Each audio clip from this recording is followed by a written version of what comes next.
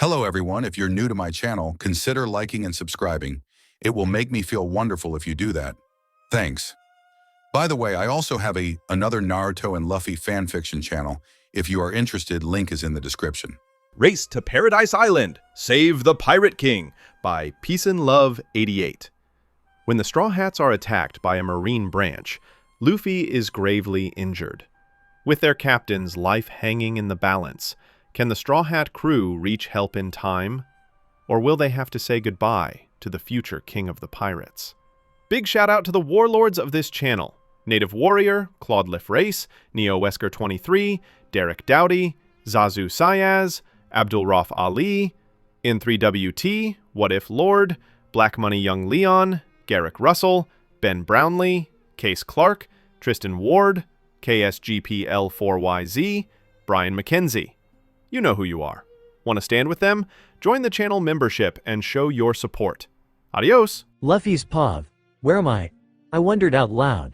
I was floating in some sort of black cloud. Or maybe the cloud was purple. I couldn't really tell. My head feels like a lead balloon, I said. I tried moving my hand to scratch my head, but I couldn't move anything.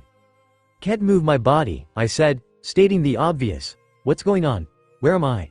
Where's my crew? I went quiet for a second, then started calling my crewmates names.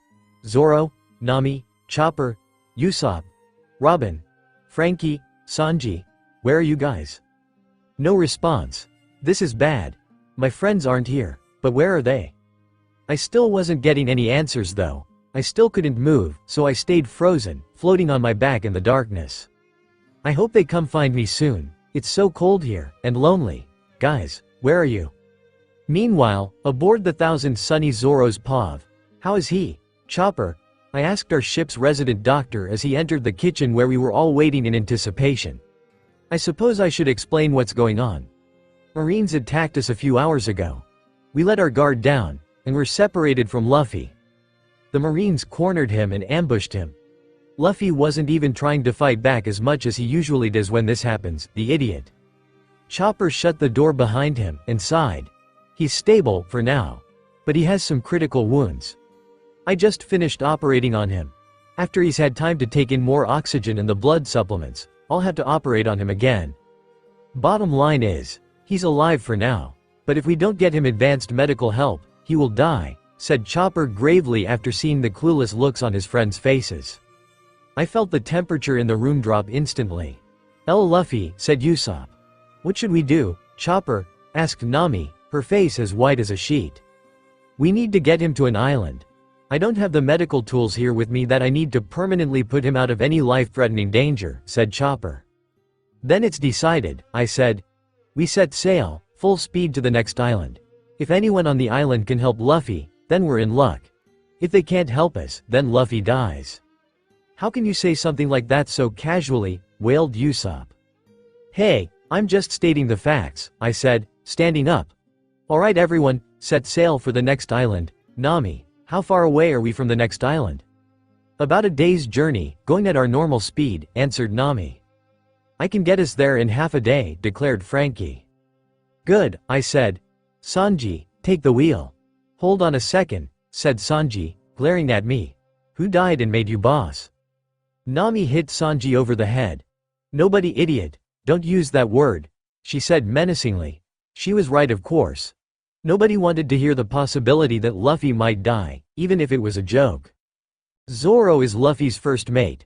Whenever our captain is unable to lead us for one reason or another, it is Zoro's job to take charge, said Robin. I smirked. Thank you, Robin. Sanji, go take the wheel. Hey, what if, Nami, go with him. Show him which way to steer, I said. Right away, Captain Mosshead, said Sanji, saluting and dashing out of the kitchen, Nami right behind him. Chopper, stay with Luffy. Make sure nothing happens to him while we're sailing, I ordered. Chopper nodded. Right, he said, hopping off his chair and running to the infirmary. Frankie, raise anchor. Then do everything you can to make this ship go faster, I ordered.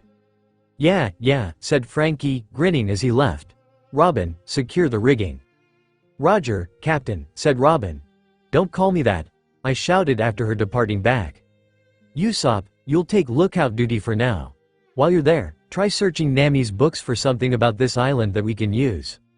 Usopp nodded, a look of determination back on his face. "All right," I said, stepping out onto the deck where the rest of the crew was busy carrying out my orders. "Good job, everyone." They all looked at me except for Sanji, who was steering the boat. I should probably say some sort of motivational speech. Talking really isn't my strong point. Heck, I'm not even the captain. I don't know how to issue orders and lead groups of people. That's Luffy's job. A memory of the day I met Luffy surfaced in my mind. "I've already decided you'll join my crew," said the boy with the straw hat, holding my swords under his arm. "Well, it looks like I can either become a pirate with you, or be executed. I'll join your pirate crew. But remember this, I will become the world's greatest swordsman. If you get in the way of my goal, I will kill you," I threatened. He grinned, slicing the ropes that bound me to that damned wooden cross. "I wouldn't have it any other way. If I'm going to be the king of the pirates, I expect you to become the best swordsman in the world." I put one sword in my mouth and one sword in each hand, preparing to attack Marine Captain Axe-Hand Morgan. "Then you've got yourself a deal, Monkey D. Luffy." Still, Zoro's POV being captain may not be my job, but protecting my captain is my job. The best way to do that now is to keep the rest of the crew from breaking down. Luffy may be annoying sometimes, but he's our captain. He's the reason we're all here. Every single person here joined this crew to pursue his or her own dreams. But none of those dreams would have been possible without Luffy. He's been helping us to make our dreams a reality. I'd say it's about time we make his dream a reality. We will save our captain, and we will make Luffy the Pirate King. "Yah!" cheered the rest of the crew, returning to their stations with renewed vigor. "Well said, Captain," said Sanji, never taking his eyes off the horizon. "TCH," I smirked, turning around to go help Robin with the rigging on the mainsail. "Don't call me that." Zoro's POV. "Hey Usopp. You find anything yet?" I asked over the intercom. "All I've found is that this place is called Paradise Island. None of these books say anything else about it," came the voice of Usopp over the intercom. "Fine then. Trade places with Sanji," I ordered. "What about you?" he asked, climbing down the stairs. "I'm gonna go check on Luffy and Chopper," I told him, starting towards the infirmary. When I opened the door, the first thing my eyes fixed upon was Luffy. It wasn't a pretty sight. Luffy was breathing hard, tiny beads of sweat appearing on his flushed face. Chopper had bandaged all of his wounds, making Luffy look sort of like a mummy. Only, his face wasn't all wrapped up. There was some sort of tube thing sticking out of Luffy's hand. Tracing my eyes along it, I could see that the tube led to a stand thing with a bag of liquid on it, marked IV drip. Another tube was sticking out of Luffy's neck, and an oxygen mask was safely secured on his face. The steady beep of Chopper's life support machine told me not to worry too hard just yet. "How is he?" I asked Chopper. "He's doing worse," Chopper grimaced. "I just finished the second operation on him. His shattered ribs will hold for now. But now he's running a high fever due to his wounds. Will you help me?" I nodded. "Tell me what to do." "I need you to hold him down. I'm going to give him a new sedative. Luffy has a stronger reaction to medicines than normal humans do, so I don't know how he'll react to this. If he starts thrashing around, hold him fast until he's completely out of it," said Chopper, filling one of the syringes in his desk with a clear liquid. "What will that do?" I asked, clamping my hands as gently as possible on Luffy's shoulders. "This'll inject an army of special blood cells that will help him fight off the fever," said Chopper, turning to Luffy's bed. Chopper stuck the needle of the syringe into a point on Luffy's neck. Luffy made no resistance as the blood cells drained into his body. "He's so out of it that he can't resist anymore," I said in wonder. Chopper nodded. "He's drifting further and further away from us. We have to get to Paradise Island, and fast," said Chopper, urgently. "Hey Zoro. You might want to see this," came Sanji's voice over the intercom. I shot a glance at Chopper. "Go," he said, busying himself with changing Luffy's bandages. "I'll stay with Luffy." I nodded. "Right." I rushed out onto the deck. The rest of the Straw Hats were gathered on the starboard side of the deck. Judging by the fact that Usopp had left the wheel, we had stopped moving. But why? "What's going on?" I demanded, walking over to join my friends. "Why did we drop anchor? You know we have to keep moving." Nami pointed down at the sea below us. There, bobbing in the water next to the Thousand Sunny, was a small, yellow powerboat. Portgas D. Ace stood in the boat, grinning up at us. "Hey guys. What's up?" Still Zoro's pov, "So Ace. What are you doing here?" I asked the minute he'd climbed on board. "I was in the area when I spotted your ship," he said casually. "And man is it cool. Who made this thing?" "I did," said Frankie proudly. "Sweet. You're the shipwright? Who taught you?" asked Ace, craning his neck. "His name was Tom," said Frankie. "Oh, sorry to hear that. I'm sure he had a good run," said Ace sympathetically. "Oh, right," said Nami, looking at Robin and Frankie. "You two probably don't know him. This is Portgas D. Ace. Ace is the 2nd Division commander of the Whitebeard Pirates, and Luffy's older brother." What? Luffy has a brother?" shouted Frankie. Robin smiled. "It's a pleasure to meet you, Ace." "By the way," said Ace, plopping down on the tree swing. "Where's Luffy?" "Oh, how are we gonna break this to him?" I sighed. "Ace, you'd better follow me. Nami, you coming?" Nami nodded. "Of course." Ace stood up wearily. "Zoro, where's my little brother?" I grimaced. "It's easier for me to show you. Follow us." Nami and I lead Ace to the infirmary. I thought bringing Nami along would be a good idea since she seems to be the one most likely to calm Ace down before his rampage burns us all to a crisp. "Luffy!" shouted Ace, his eyes growing wide at the sight of his brother. "Who did this?" he said. I could hear his voice shaking with suppressed rage. "We were attacked by a marine branch a couple of hours ago," I said. I got down on my knees in front of Ace. Nami and Chopper seemed to understand, so they did the same. "Please, forgive us Ace," shouted Nami. "We let our guard down, allowing the marines to ambush Luffy. He was badly outnumbered. But he stalled them so that we could get away. We let Luffy go through hell again. That's why he's in so much pain, and it's all our fault. Please, forgive us," all three of us said at once. "Hey," said Ace. "What am I supposed to be forgiving you for again? You didn't do anything wrong. It's that marine branch that will burn to the ground," he said, an evil glint in his eye. At that moment, we heard a groan from the bed. In an instant, Chopper was standing on his swivel chair next to Luffy's bed, clipboard in hand, and Ace knelt next to the bed, holding Luffy's non-broken hand in his own. Ace," mumbled Luffy, his voice dry and raspy. "I'm here, Luffy," said Ace. With another groan, Luffy opened his eyes by a fraction. "It is you," he said weakly. He jolted straight up in bed, as if he had been electrocuted. "My friends. We were attacked. If I don't find them soon they'll go hhhhhh. He screamed in pain, clutching at his stomach. "Luffy," said Chopper urgently. Ace and I pushed him back down onto the bed. "Oh no, you're not going anywhere," said Ace sternly. But my friends might have been captured by the marines," Luffy protested. Nami sat down on the side of his bed, ignoring the various splotches of dried blood. "SSHH, it's okay Luffy. We're right here. See, Chopper, Zoro, and me. We're right here. We won't leave your side again," she said. "Zoro, Ace, stay with him. I'm going to get the others before he loses consciousness again." "Of course," said Ace. "Zoro, Chopper," said Luffy, panting hard. "What happened after I passed out?" "You don't have to worry about that now, Luffy," said Chopper soothingly. "Look, all of your friends are here." Sure enough, Usopp, Sanji, Robin, and Frankie had come charging into the infirmary with Nami. "Luffy, you're awake," cried Usopp. "Thank goodness, I'm so glad," said Robin, smiling. "Super. Just super," bawled Frankie. "You idiot," said Sanji. "Everyone's okay," Luffy rasped. Chopper pushed him down against his pillow when he tried to sit up again. "You need your rest," Chopper ordered. "I have a sleeping pill if—" "He's already asleep," said Robin. Sure enough, Luffy had once again lost consciousness. In the kitchen Nami's pov, so that's the full story of what happened, I finished. "Luffy needs medical attention," said Chopper. "The kind of medical attention that I can't give him, so we're heading for Paradise Island." "Then we're in luck," said Ace. "Paradise Island is known for its advanced culture. That includes medical skills and technology.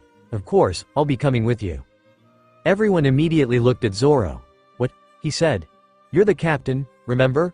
I said, vein twitching. So, he'd come whether I said yes or no anyway. What right do I have to tell him he can't protect and save his little brother's life? Said Zoro. Thanks Zoro, said Ace.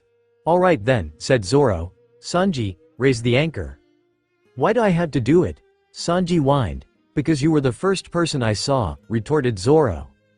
Just do it, Sanji. Quit being a wimp. With the 1,000 Sunny, all you have to do to raise and lower the anchor is press a button, I said, thoroughly annoyed by this point. Anything for you, Nami, my darling, he shouted. I threw my book at him, hitting him on the head. Quiet. Luffy's sleeping, I roared. But you're making more noise than he was, said Zoro, watching the retreating cook's back. Huh? Did you say something, Zoro? I said, turning with laughter as I chased Zoro out of the kitchen. Luffy, thought Ace, his thoughts drifting back to the frail boy. Hang in there, Nami's pav. Hey Nami, are we there yet? Whined Usopp. For the last time? We are not there yet. You got that, Usopp? Now shut up and pull in the boom. We need to turn right, I barked. Pirates off the starboard bow, shouted Sanji. Full speed ahead. We don't have time to deal with these pests, said Zoro. It's no use. They've latched onto us with a grappling hook, Robin confirmed. Then we have to take them out quickly, said Zoro, unsheathing his swords. Then the attacking pirate ship boarded the 1,000 Sunny. We struck gold, guys, cackled the leader with glee. The Straw Hats are a notorious band of pirates on these waters. Their captain is out of commission. Capture Roronoa Zoro, find the captain, and loot the ship. Those two together are worth 160 million berry, don't screw up. Like hell you will, I shouted, raising my weather staff. Meanwhile, with Ace, Chopper, and Luffy in the infirmary. Ace's pav, sounds like trouble out there, I said, making to stand up. Hold on a second, Ace, said Chopper, stopping me. Let the others take care of it, don't worry. They're fully prepared to protect our captain with their lives. Luffy needs you right now. So please, stay here with us. I glanced at my brother. Chopper had a point. Luffy needs me now more than ever before. I sat back down. You win, Chopper. What do you want me to do? Could you find me a cold compress? Asked Chopper. His fever's gone down greatly, but it hasn't broken yet. Lowering the temperature of his skin will help the blood cells I injected earlier throw off the fever completely. But hasn't he already lost a lot of blood? I asked, squeezing out the cool rag over the sink. Yes, and that might be helping his situation. On the plus side, the lost blood will lower his body temperature slightly. On the minus side, Chopper trailed off.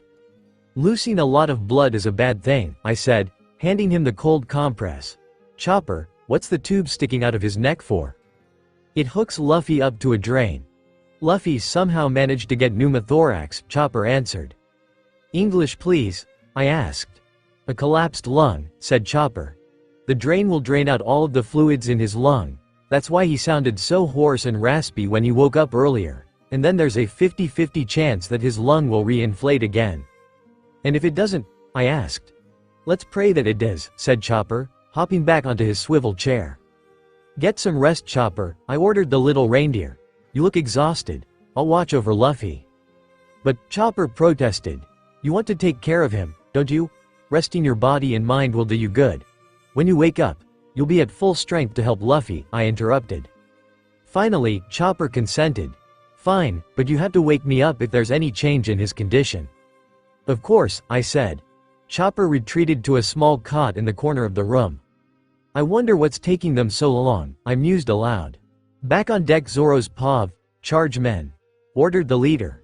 If nothing else, we leave here with Straw Hat Luffy. The six of us moved together as one, forming a wall between the pirates and the infirmary. You will not lay a finger on our captain, we all shouted. I charged. Sanji, back me up. Yeah, he grumbled, charging in after me.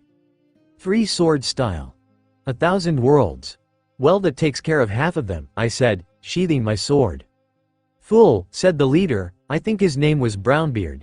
You think you've defeated all of us? Look again. We will bring the head of Straw Hat Luffy to the world government, whether you like it or not. At that moment, Sanji sent Brownbeard flying into the ocean to join the rest of his crew. Maybe you didn't hear us the first time, he said menacingly. "If you even lay a finger on our captain, every single person on this ship will hunt you down and rip you, your crew, and anything you hold close to your heart to shreds. Ah, please don't kill me, men. Retreat, we're never challenging the STRAWHATS again. I want my mommy," screamed the captain. He along with his crew doggy paddling away from us for their lives. "Well, that was a huge waste of time," I grumbled. "Everybody, back to work." Usopp's pav ace stood up the moment I opened the door of the infirmary. "What happened?" he demanded. "Nothing major," I said, leaning against Chopper's desk. "A group of wannabe pirates attacked us. Zoro and Sanji threw them overboard. How's Luffy doing?" "I have no idea," said Ace. "The life support's still beeping, and he's still breathing. So, he's still alive. That's all I know. Chopper's sleeping over there." He pointed to the cot in the corner of the room. Sure enough, Chopper lay passed out on the cot. I shook my head. Poor guy. He's barely left Luffy's side once since Luffy was injured. "That's one dedicated doctor you have there," Ace remarked. At that moment, Nami came bursting through the door. "Usopp, wake Chopper. We need all hands on deck," she said urgently, panting for breath. "What's wrong?" asked Ace, making to stand up. "You stay with Luffy," ordered Nami. I shook Chopper awake. "Come on, Chopper. We have to get moving." Chopper awoke, sat up, stretched, and let out a huge yawn. "What's going on? How's Luffy?" "Luffy's still the same," I told him. "We need you both on deck right now," said Nami. "There's a huge storm coming this way." Usopp's pav. "OWWW, my head," I groaned, pushing myself into an upright position.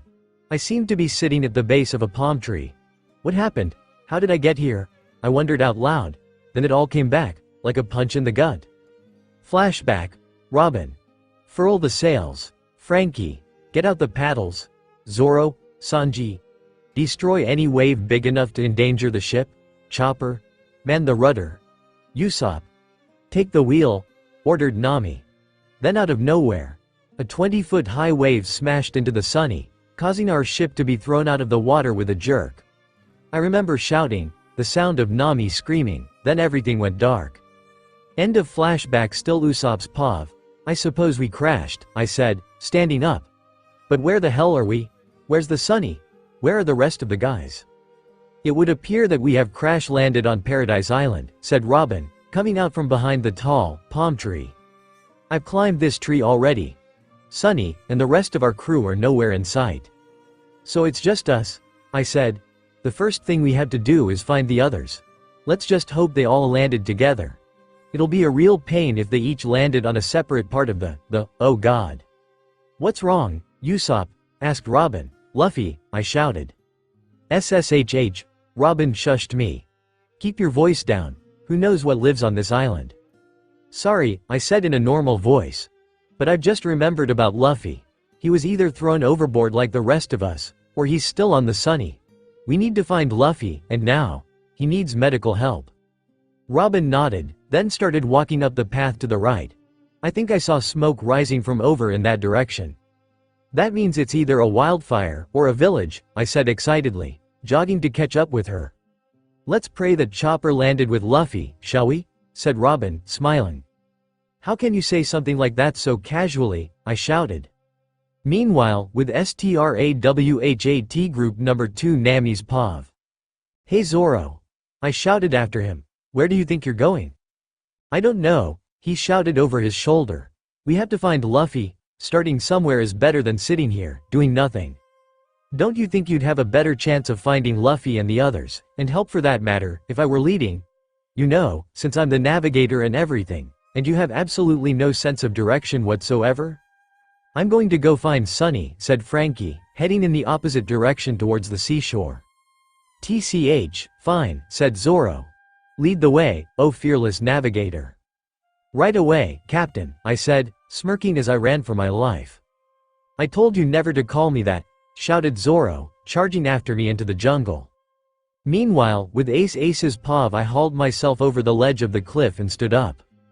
The vegetation and climate of this island are identical to those of Paradise Island. I think we made it. Now if I can just find Luffy and his crew. Oh my god, Luffy, I started, tearing down the mountain at full speed. Luffy was ripped away from his life support when we crash landed here. Luffy needs oxygen now. Wait a second, I said, stopping in my tracks. I have no idea where Luffy is.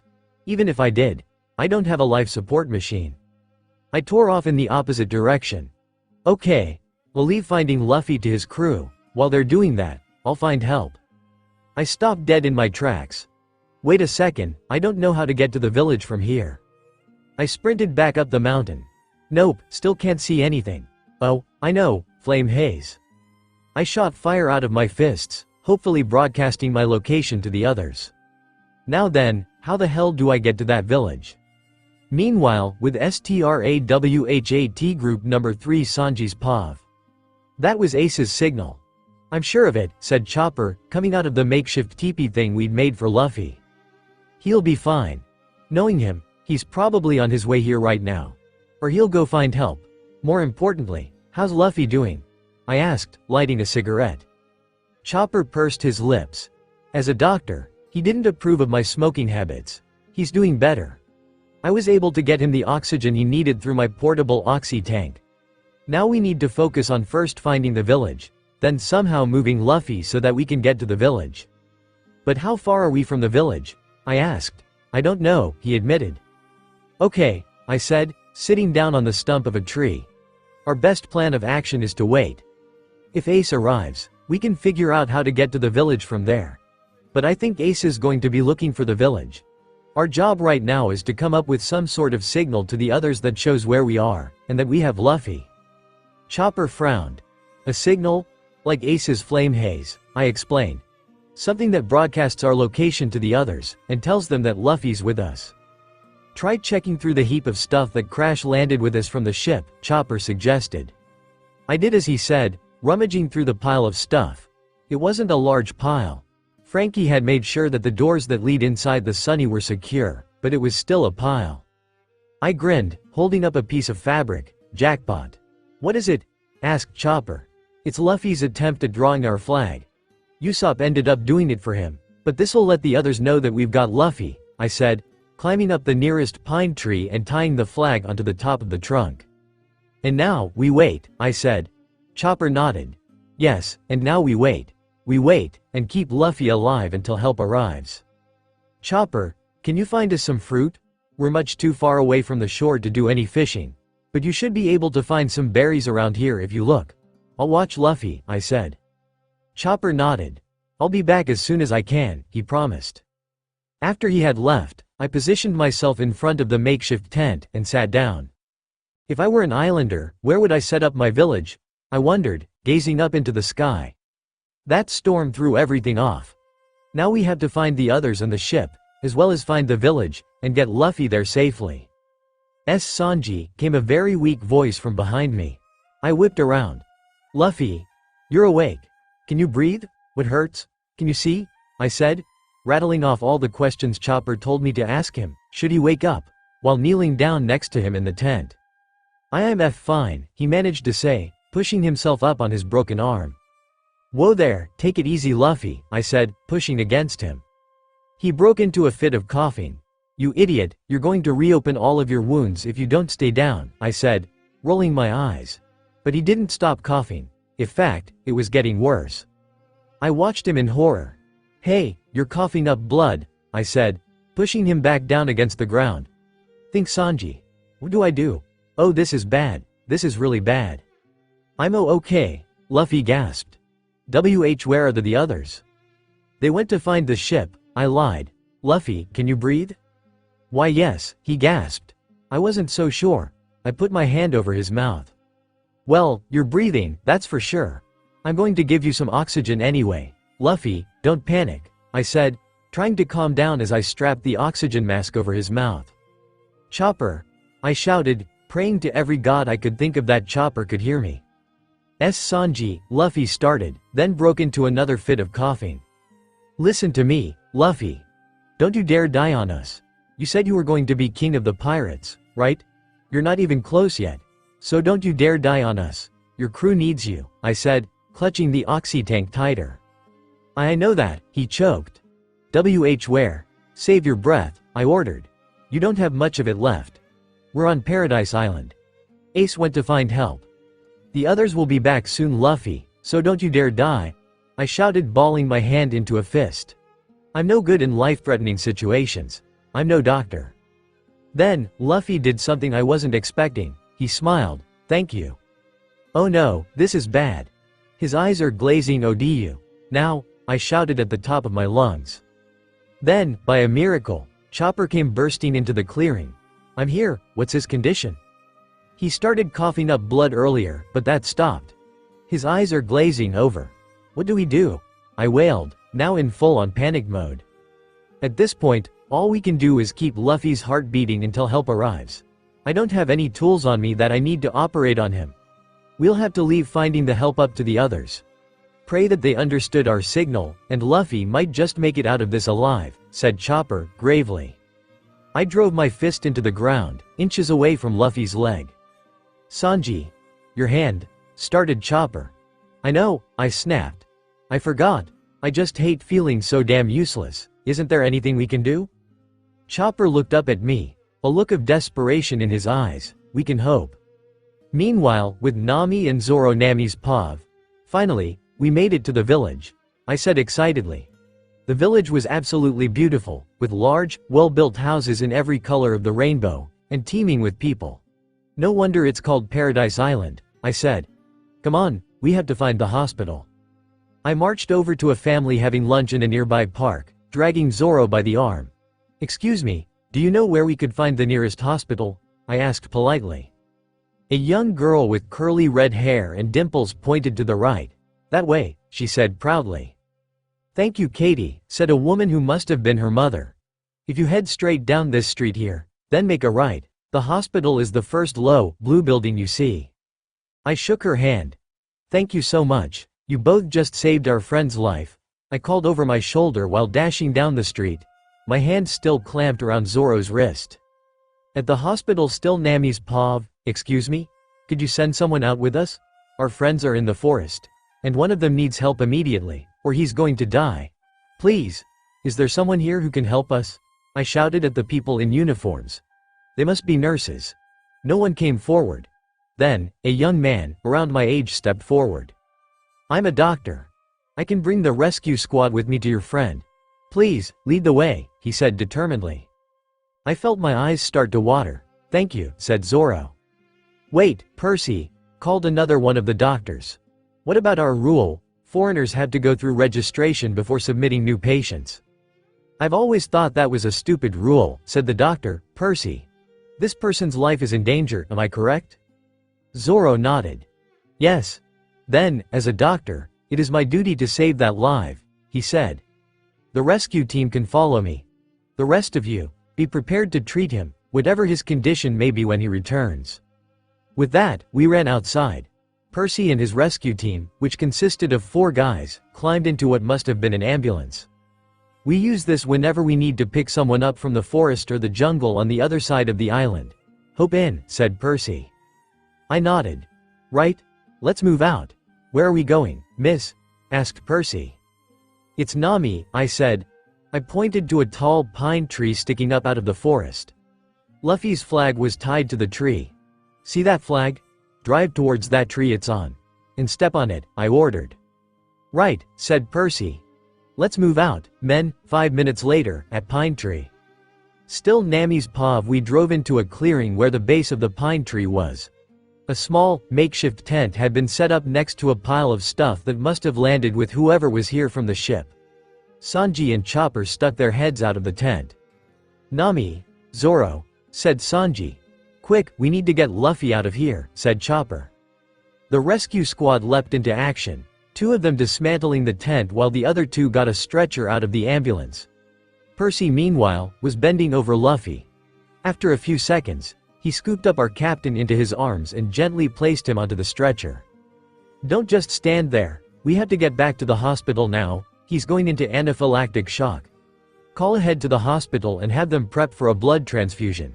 Nami, what's this boy's blood type? Asked Percy. It's F, said Chopper. I am the ship's doctor. If there is anything I can do to help, please say so immediately. Percy nodded. Right, it's Chopper, said Chopper as we drove off in the ambulance. Thank you, Dr. Chopper, said Percy, strapping an oxygen mask over Luffy's face. You there, green-haired guy. Zoro, said Zoro. Zoro. Think of anything you can. Just talk to him, keep his mind going. His heart will respond if he's still fighting in there up in his mind, ordered Percy. Nami and curly brows. It's Sanji, said Sanji, gritting his teeth. All of you, keep talking to him, said Percy. Hey Luffy. In celebration of us reaching a new island, Sanji's going to prepare a huge feast. There's going to be as much meat as you want, said Zoro. I'm sure if you ask, Ace will come too. He's good at this, I thought. Luffy, I was thinking about cooking up some fish dishes to go with the feast. I need you and Usopp to go fishing, said Sanji. They're both really good at this, I thought. Luffy, where do you want to go next? We have a choice, since the log post keeps switching directions, between two islands. One of them has an active volcano and a mystery about evil spirits that haunt the village at the base of the volcano. The other island's village is a bubble colony. So, they all live in bubbles, I said. Good job everyone, we're here, said Percy. Chopper and one other can stay with me. I'm sorry, but the other two will have to wait in the waiting room with your friends, he said as he, along with his team, wheeled the gurney out of the ambulance and through the doors of the emergency room. You're the first mate, go, said Sanji, pushing Zoro after Chopper. Yeah, thanks, said Zoro, dashing after Chopper through the doors. Let's find the waiting room, shall we? Said Sanji. It was a mark of how grave the situation was that he wasn't acting like a lovesick idiot. After getting directions, we found our way to the waiting room. Nami, Sanji, I'm glad you're both okay, said Robin, standing up. Robin. Usopp. Thank God, I said, collapsing into a chair, followed by Sanji. Where are Chopper and Zoro? Asked Usopp. Sanji tried to light a cigarette but I smacked it away. Idiot. This is a hospital, no smoking allowed. Yes, Nami dear, said Sanji, the lovesick idiot returning. Anyway, Chopper's in there right now, operating on Luffy with Percy and the other doctors. Zoro's in there with them to support Luffy, said Sanji. So is Ace, said Usopp. When we got here, he was already waiting in here. Did you see his signal? I nodded. Yeah, Zoro and I saw it a few moments after Frankie left to go search for Sunny. So we got to Paradise Island, we got Luffy to a doctor, and we're all still alive. Now what do we do? Asked Usopp. Now, Robin said, folding her hands in her lap. Now, we wait. Nami's pav. Yo, I found Sunny. How's Luffy doing? Asked Frankie. Chopper and a team of doctors from this hospital are in there operating on him now. Zoro and Ace went in with them, said Robin. I just hope Zoro doesn't screw anything up, said Usopp. Zoro would never do that, I said quietly. Not with his captain's life hanging in the balance. How do you know? Asked Frankie. I glared at him.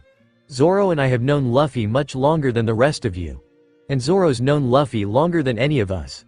After living with them for so long, you can see it clearly. Those two have a special bond. Zoro treats Luffy as if he were his own little brother. He wouldn't do anything stupid now, of all times. Yeah, you're right as usual, Nami, said Sanji. Guys, what are we going to do if Luffy doesn't survive this? Asked Usopp. He'll live, I said automatically. He has to. He's too stubborn to die. Plus, he hasn't become the Pirate King yet. Why yeah, said Usopp. It had been 2 hours since we had taken our places in the waiting room. 2 hours. Those doctors had been fighting to save our captain's life for 2 hours. Guys, doctors are wonderful miracles. Don't you agree? I said. Robin smiled. Yes, we do. Doctors have the power to breathe life into a dying man. That in itself is nothing short of a miracle. I like doctors, said Frankie, they're good people. At that moment, the light of the operating room went dim, signaling that the doctors had finished the operation. The door opened. Out came Chopper, Percy, Ace, and Zoro, all looking completely worn out. I stood up. The others, following my lead, did the same. Percy sighed and then grinned. He's going to be just fine. We broke into cheering. I hugged Robin. Usopp and Frankie danced down the hallway, and Sanji collapsed back into his chair. Can we go see him? Asked Sanji. We're moving him to a room right now. As soon as Zoro's filled out the hospital paperwork for keeping Luffy here, You can all go and see him. But only if you don't do anything to excite him, cause his wounds to reopen, or kill him in any way possible," said Percy cheerfully. "Oh no," I said. "I'll be doing the paperwork. Zoro can go with the others. If I do the paperwork, then we'll be done sometime before the end of this year." "I resent that," said Zoro, mimicking a deep, wounded voice. "Come on guys," said Ace, marching down the hall. "I want to go see my little brother." "Percy, we really can't thank you enough," I said as I accompanied him down the stairs to the lobby, "and the paperwork. You saved Luffy's life." "It was nothing," he said, blushing. "You can repay me by telling me how he was injured." "I'm sorry, but I really can't," I said. "If you knew, you'd probably kick us out." "Oh yeah?" said Percy, grinning mischievously. "I already know that Luffy is an infamous pirate that goes by the name Straw Hat Luffy, and has a 100 million berry bounty on his head, and that the rest of you are his crew. Try me." "How did you—" I started in amazement. "Your captain and your first mate are quite famous around the Grand Line," he said. "Don't worry, your secret's safe with me." "Why are you helping us? We're a notorious band of pirates." "I'm not saying I want you to, but wouldn't you rather kick us out of this hospital?" I asked tentatively. "Your captain was on the brink of death," said Percy. "I'm a doctor. I don't care about who the person is. If that person is sick or injured, I consider it my duty to treat him or her. It's my duty as a doctor." He sounds just like Sanji is with his food, I thought. I grinned and then hugged Percy, hard. "Thank you," I said, still grinning like a madman when the elevator doors opened onto the busy lobby. Zoro's POV. We stood in a bunched-up group in front of the door behind the nurse. "You may go in now. But please do not do anything to excite or purposely awaken the patient, or I'm afraid I'll have to ask you to leave," she said, opening the door. We entered the room. It was a fairly light, spacious room. The room had a large window overlooking the park that Nami and I had asked directions to this hospital in. A bedside table, a life support machine, something that I was informed was called a drain, various other medical machines, and one bed. "Pretty nice room," I said. "Yeah, I guess," said Usopp. We each took a seat around Luffy's bed. Luffy was thankfully, or not, still fast asleep. "So Ace," said Robin. "What will you do now that Luffy's life is no longer threatened?" "I'll stay here until I'm positive that he's going to make a full recovery," said Ace. "After that, I had to head out again." "I'm sorry to hear that," said Nami, striding into the room and taking the chair next to Robin. Percy followed suit, leaning on the windowsill due to a lack of extra chairs. "Did you get the paperwork done?" I asked. She nodded. "Yeah. I also found us a place to stay while Luffy's here. We're going to have to be here a while before Percy's satisfied enough to let Luffy go." "How long?" I asked. "Oh, about 2 months," said Percy. I raised an eyebrow. 2 months was stretching it, but I knew that Luffy needed the rest. "You guys go ahead and explore the town," I ordered the crew. "Restock on supplies that we lost in the storm. Ace and I will stay here with Luffy." "Okay," said Nami. "We do need the supplies, and we can't risk losing Zoro if he comes along. Let's go guys." "Wait a second," I said in indignation. "What do you mean, losing me?"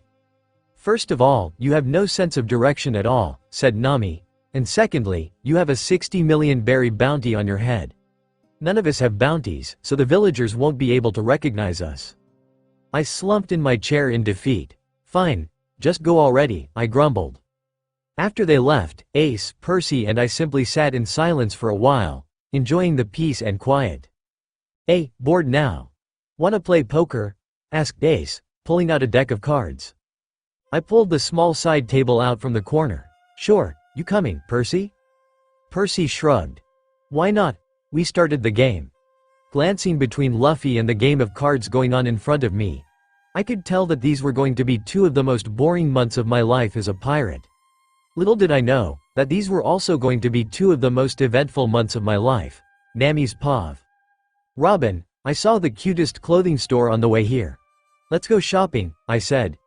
Without waiting for an answer, I pulled Robin through the doors of the boutique that had caught my eye. "Well, what did you think?" I said, already high on adrenaline shopping. I could do with a new swimsuit," Robin mused. "That's the spirit. Let's go look at swimsuits then," I said. I wonder if Luffy's woken up yet, said Robin while leafing through a rack of deep purple bikinis. I doubt it. We'd be able to hear him from here, I said. It's been 5 days by now since he last passed out.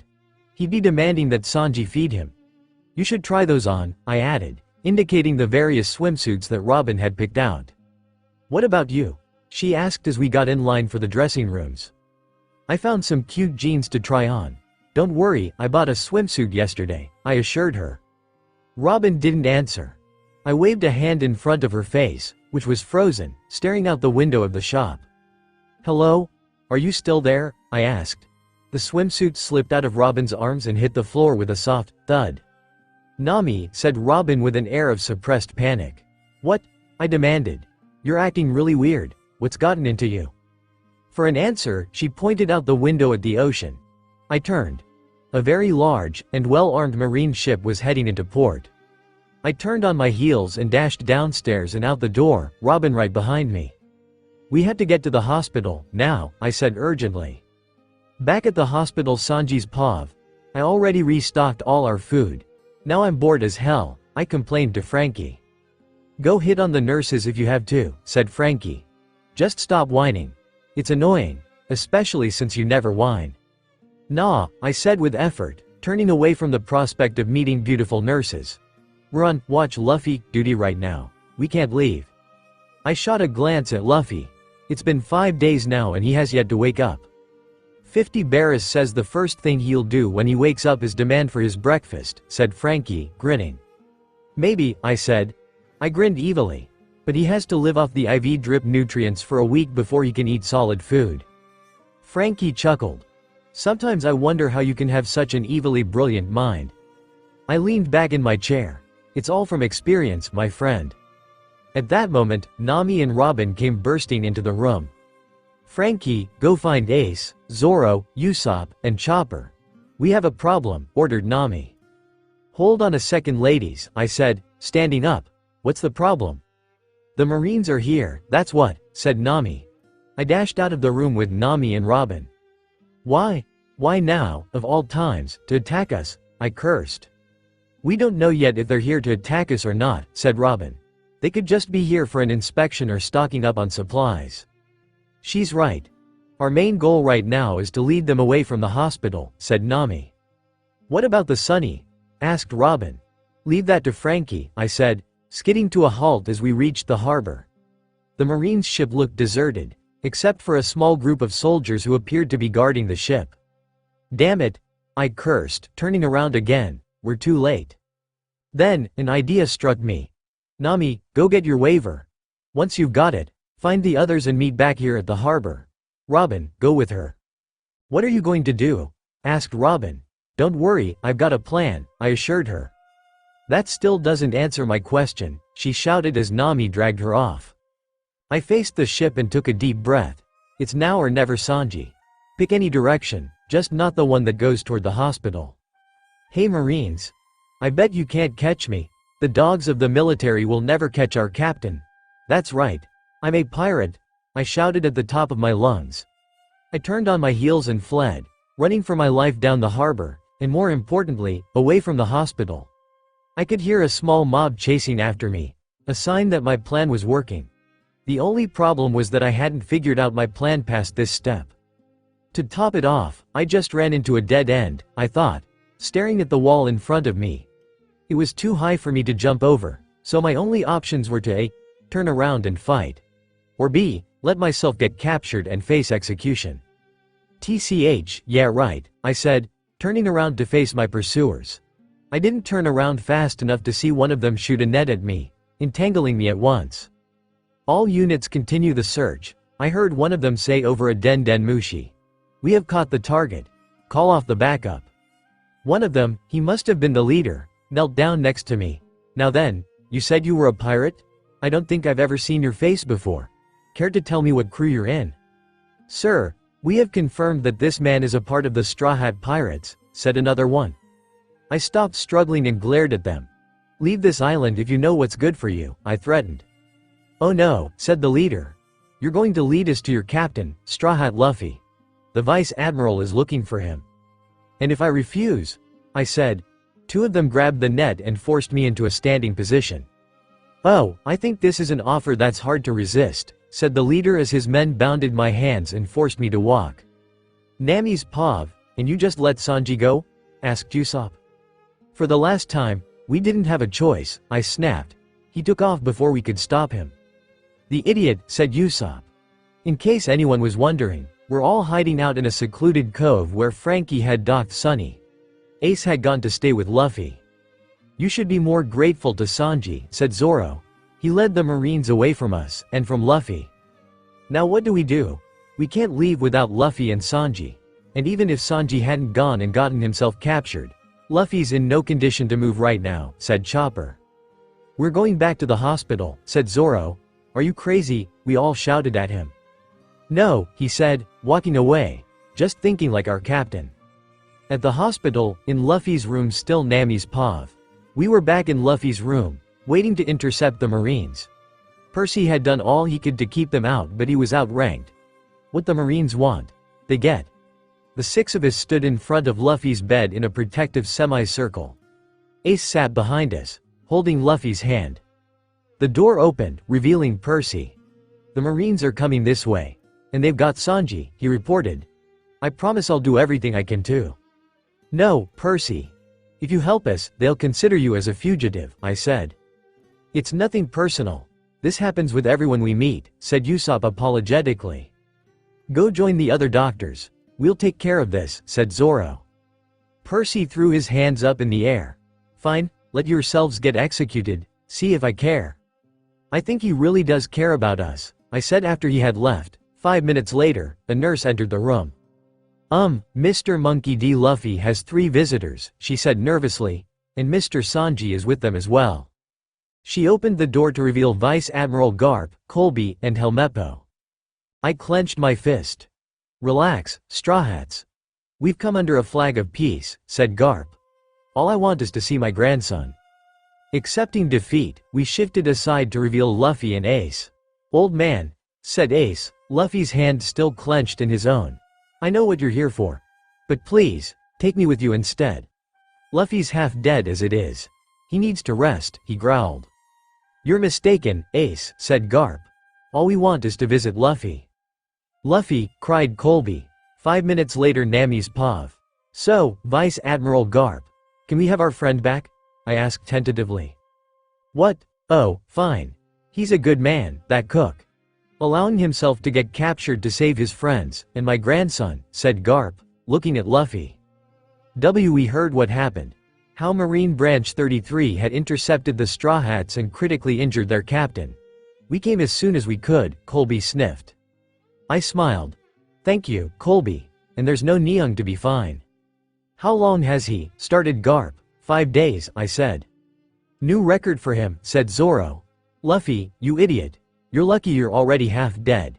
It saved you from a scolding," Garp chuckled. "Zoro, don't you want to say hi to them?" I muttered. "You know those 2 Marines, right?" Zoro scowled. "Yeah, I know them. The pink-haired one helped Luffy save my life. The blondie tied me to a cross, tortured me for 3 weeks, then tried to have me executed." I shrank back. "Oh, okay. Hey, you guys must have had a pretty wild adventure," said Colby. "Nah, nothing more than the usual death-defying ones," said Usopp. "We battled God in the sky. After you do that, nothing surprises you anymore." Colby's eyes grew huge. "You fought God? That's incredible. What happened?" Usopp grinned. "Well, Colby, let me tell you a tale of Captain Usopp's heroic." There came a groan from the bed. "SSHH. I ordered the rest of the visitors. Let's see if he's coming around yet." "Nami?" Luffy mumbled, frowning in his sleep. "We're here, Luffy," I said excitedly. "We're all here, Luffy. It's okay. You can open your eyes now," said Ace. Ace," Luffy mumbled. "Dad." Then with another groan, he opened his eyes. Luffy's Pav, "I've been in this cloud of darkness for a long time now. The cold went away a while ago. Or maybe I got used to it. But it's still so lonely in here. It feels like I'm drowning in my own loneliness. Or maybe I really am drowning in an ocean of darkness." "How long has he?" My eyes darted around for the source of the voice. "Who's there? Show yourself," I demanded. Please, it's so lonely here. 5 days, came another voice. Luffy, you idiot. You're lucky you're already half dead. It saved you from a scolding, said the first voice. He sounded very familiar, kind of like my grandpa. We battled God in the sky. After you do that, nothing surprises you anymore, came a third voice. I was getting better at this. That voice sounded like Usopp. Maybe I really am going crazy. I'm all alone in here. I have been from the moment I woke up in the darkness, and now I'm hearing voices. You fought God? That's incredible. What happened?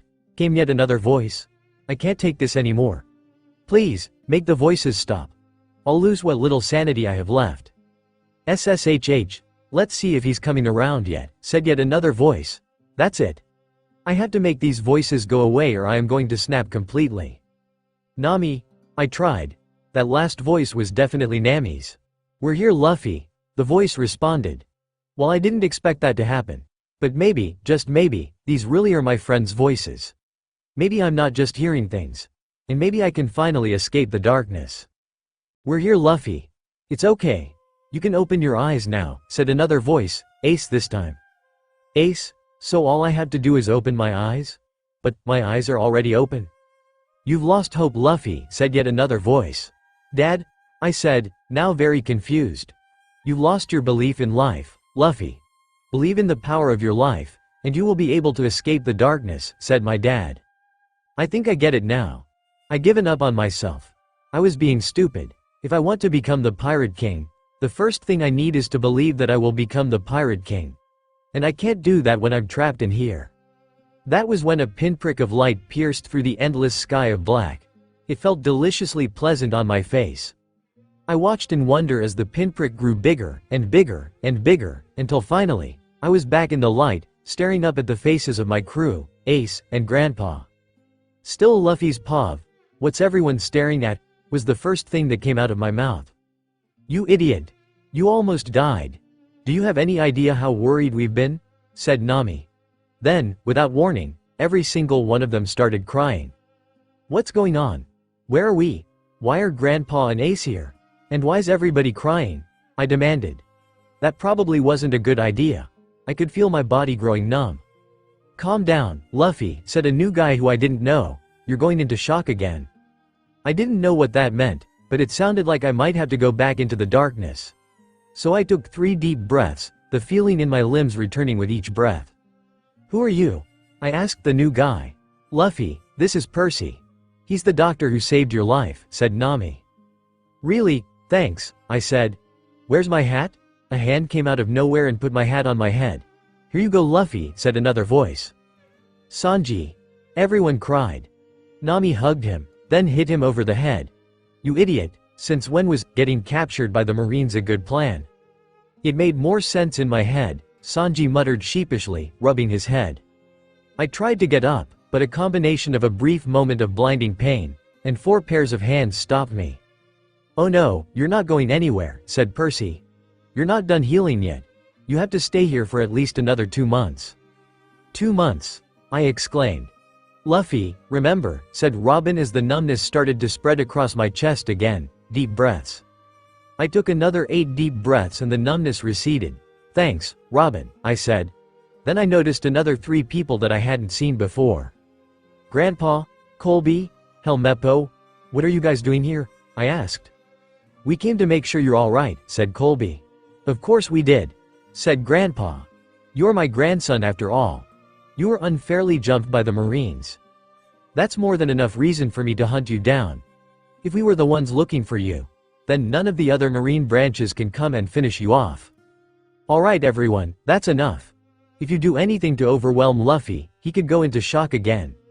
His lung has reinflated itself, so I can take him off the drain. Let's give him some time to rest and heal the rest of him, said Percy, standing up. The others followed his lead. Wait, I said. Don't go. Please, I don't want to be alone again. Zoro smiled. We weren't planning on going anywhere, he said, taking the chair next to my bed. I wanted to thank you. All of you, I said, keeping my eyes fixed on the foot of my bed. For a long time, I was stuck in an ocean of darkness. I couldn't move a muscle. It felt like I was drowning in the darkness. It was so cold and lonely in there. I had given up hope of ever seeing the sun again. So, thanks. Thanks for bringing me out of the darkness. They all looked like they were about to cry again. Then, one by one, they each put a hand on top of mine. It's okay now, Luffy. Remember, you're never alone. You've got your crew with you, said Ace. He grinned. And it's a pretty damn good one. I smiled. You guys are awesome. Then I frowned. Something was missing. Oh yeah. Food. I'm starving. Where's my breakfast? I demanded to Sanji. Oh no you don't, said Percy. You'll be living off the feeding tube until I'm satisfied that your body can handle real food. Which is at least 2 weeks. Everything went cold. I could feel the numbness spreading rapidly through my body, but that wasn't important right now. 2 weeks. 2 weeks. I wailed. Oh crap, he's going into shock. Everyone get out. Chopper and Ace, stay with me, we have to get. I didn't hear the rest of his sentence. I had already drifted off, but this time, the darkness was replaced by the world of dreams. I liked the world of dreams better. Zoro's paw. I'm bored, said Usopp.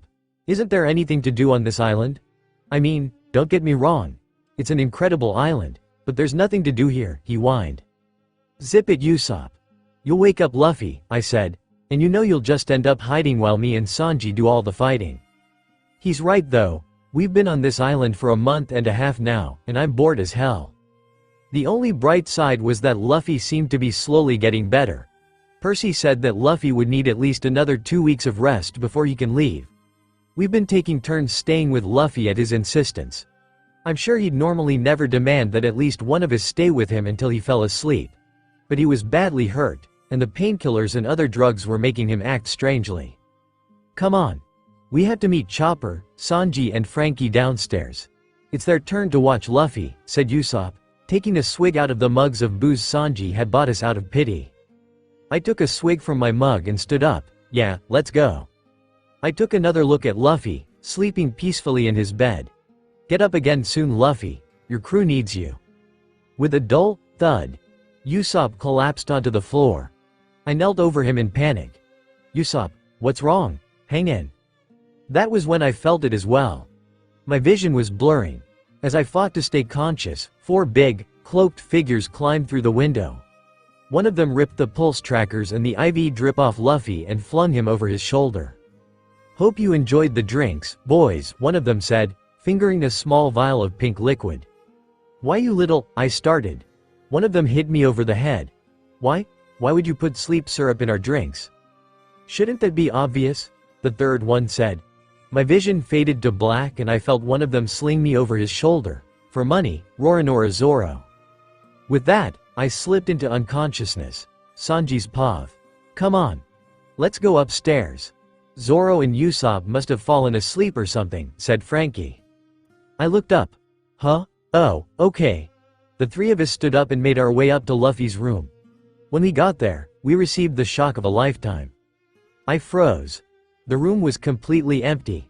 The table where we played cards, shattered. Chopper, I started. Go find the girls. Frankie, get the ship ready. Chopper and Frankie nodded. What are we going to do? Asked Chopper. Luffy, Zoro, and Usopp have gone missing, I said. By the looks of the smashed table, I'd say they aren't Marines. Which means either bounty hunters, or other pirates took them. I don't know why they captured Usopp. But both Zoro and Luffy have pretty high bounties on their heads. We have to hunt them down before the guys are turned into the Marines. We ran out of the hospital and split. Aren't you coming? Asked Frankie as I started running in the opposite direction as him. You get the ship. I'm going to go look for clues, I shouted back over my shoulder. I ran down the street. After all we went through to keep Luffy alive, I said through gritted teeth, is this the end? I froze, then backed up to the wall of a restaurant. A cluster of wanted posters were posted on the wall. Luffy's was there. So was Zoro's. But Luffy's bounty had tripled, and Zoro's had doubled. But that wasn't why I had stopped. The rest of us had bounties too. Zoro's paw. The smell of sea breeze and gunpowder woke me up. I didn't like what I saw. We were tied to the mast of a ship. Enemy pirates surrounded us completely. One of their ugly faces became level with mine. Hey, Roronoa Zoro's awake, he shouted to the rest of the crew. I inspected my bonds. I was tied with some sturdy rope that I could probably break easily, but my mind felt foggy. The side effects of the sleep syrup hadn't worn off yet. I couldn't break through the rope when I wasn't at full strength. Then there were Luffy and Usopp to think about. Usopp had been tied next to me. Luffy was bound to the opposite wall, his feet tied together as well. In his current state, he'd have trouble ripping through paper, let alone his ropes. "Are you sure he can't escape?" came a voice out of my line of vision. The one who was level with my face straightened. "Yes. The side effects of the sleep syrup won't wear off for at least another hour. He's not going anywhere." Besides, the guy smirked, striding over to where Luffy was chained. He grabbed a chunk of Luffy's hair and slammed his head against the wall. His captain's still here. And with a half-dead captain like this one, he ripped the bandages off of Luffy's exposed stomach, causing Luffy to groan in pain in his sleep. "None of them are going anywhere," the man said maliciously. Luffy was still asleep, but I could see the pink flush creeping back into his cheeks. That meant that his fever had returned. "This is really bad. How the hell are we going to get off this ship?" "Where are we going?" demanded Usopp, having woken up. "Marine headquarters," said another one. "Where else would we be going? Nobody else has the reward money for turning you in." He took out 3 sheets of paper that looked like wanted posters. Sogeking 30 million berry. Roronoa Zoro 120 million berry. Straw Hat Luffy 300 million berry, he read, showing us the bounty posters. "Looks like they went up," I said to myself. "Wait a second, I have a bounty?" said Usopp. "That's so cool," his face grew pale. "But that doesn't mean I want to be turned in. I don't want to be executed. I still have stuff I need to do." "Leave them there," said the leader. If I remembered correctly, this crew was called the Redbeard Pirates, led by their captain, Redbeard. "But just in case, 2 men guard Zoro and Sogeking. And I want 5 men on Straw Hat Luffy," he ordered. With that, the rest of them left. "Now then," said one of the 2 Redbeard had set on us. "Where's the rest of your crew?" "The moon," I said simply. The interrogator punched me hard in the gut. The punch knocked the wind out of me, but I was determined to show no weakness. "Don't play dumb with me," he snarled. "Where's the rest of the Straw Hat Pirates?" "I already told you where they are," I said, yawning. "If you don't believe me, then that's your fault." "He doesn't know," said the other one. "The sleep syrup distorts the mind until it wears off. We can force it out of them later." He gave me an evil smirk. "In the meantime, I'm sure your captain knows where they are. We didn't give him the drug." "Don't touch him," I growled. Ignoring me, Luffy's guards turned on him. "Wake up, boy," one of them ordered, punching him in the gut. When he drew back his fist, it was covered in blood. "Didn't you hear Zoro the first time?" snarled Usopp. "Don't touch him." "Then maybe you two can tell us where the rest of your crew is," shot one of Luffy's guards. "If you don't, we're gonna have to wake up Straw Hat Luffy here, by any means necessary." "He can't tell you anything," said Usopp. "He's had a huge dose of morphine. Even if he does wake up, he won't be able to think straight. All you're doing is adding to the problem." "Come on guys," said another one of Luffy's guards. "The bounty on his head drops if we hand him in dead. It's like Sogeking said, no point in driving Straw Hat farther into the grave." The others mumbled in agreement. "Come on," said my interrogator. "These guys aren't going anywhere anytime soon. Let's go get some food." They left, leaving us alone on deck. "Luffy," Usopp said urgently, "can you hear me?" Silence. Then, Luffy took a deep, shuddering breath and started coughing. "Crap," I cursed. "He's hacking up blood again. Usopp, we need to figure out how to get out of here, now." Usopp yawned. "Maybe later, too tired right now." I stomped on his foot. "Ouch, okay. We'll save ourselves now. I have a flare star in my pocket. We can use it to broadcast our location to the others, if I can just reach it," he said, squirming in his bonds. At that moment, the shock of a cannonball hitting the ship sent tremors across the deck, forcing the entirety of Redbeard's crew out on deck. "We're unmoved the prisoners below deck. The rest of you, prepare for battle," ordered Redbeard. I twisted my head around for the source of the commotion. A pirate ship was sailing towards us, and fast. But it wasn't the Sunny. It was a new ship that I'd never seen before. But I'd recognize that symbol anywhere. It was the symbol of the red-haired pirates. "Move it," grunted the guard, prodding Usopp forward with the butt of his sword. 2 of the 4 guards had chained Usopp and me together into a line. The first guard tried to make Luffy move, but failed miserably. "Move, Straw Hat," he growled. By some miracle, Luffy was standing, but just barely. He wobbled to the side before the guard jabbed him with what must have been a taser, sending visible electric shockwaves up and down Luffy's body. Nothing happened. "Hey, that won't work," Luffy panted, still struggling with every fiber of his body to stay upright. That was when the guard snapped. "Quit screwing around," he shouted, picking Luffy up and slamming him hard into the wall. He started pummeling every inch of Luffy's body that he could find. "Get off him," I growled, struggling against my bonds. "Oh," said the guard, turning to me. The other guards lost interest in Luffy and Usopp and rounded on me. "I think it's sweet, the first mate wanting to protect his captain," said the second guard, pulling out a knife. Out of the corner of my eye, I could see Usopp fiddling with the ropes binding his hands. "You touch the others and I swear you'll regret it," I growled. Usopp's message was clear. Buy him some time. "Fine then," said the first guard, picking up the fallen taser. "This should at least be a little more interesting. I know for a fact that you are not as resistant to electricity as your rubbery captain. Let's see how long it takes Roronoa Zoro's heart to stop, shall we, boys?" "Not that far," argued the third guard. "Yeah, we need all of them alive," said the fourth. "Doesn't mean we can't have a little fun with the guy," said the second one, the one with the knife. Before I had a chance to prepare myself, the guard stabbed me in the side, burying the knife handle deep into my flesh. I'm usually good with self-control, but I've only felt pain like this very few times in my life, and it sucks. By gritting my teeth, I only let a strangled gasp of pain escape my lips. The guards laughed. "Hey," said the second guard, his hand still on the handle protruding out of my stomach. "I wonder what happens when I do this." And he jerked the knife 5 centimeters to the right, digging a trench in my stomach. My surroundings blurred together as this time, the only thing I let out of my mouth was a gut-wrenching, strangled scream of pain. Warm, sticky blood bubbling from both my chest and my mouth like hot springs. "Don't kill him yet," said the first guard, his ugly face swimming back into view. "I still haven't had my fun." With that, he jabbed his taser into the seeping wound on my side, right next to the still, handle-deep, knife. I could feel the numbness starting to take hold of me as electrical wave after wave seeped through my nerve system. "No, you are not going into shock. You are not going into shock, asterisk." My brain tried disciplining me out of this, but my brain was shutting down against its wishes.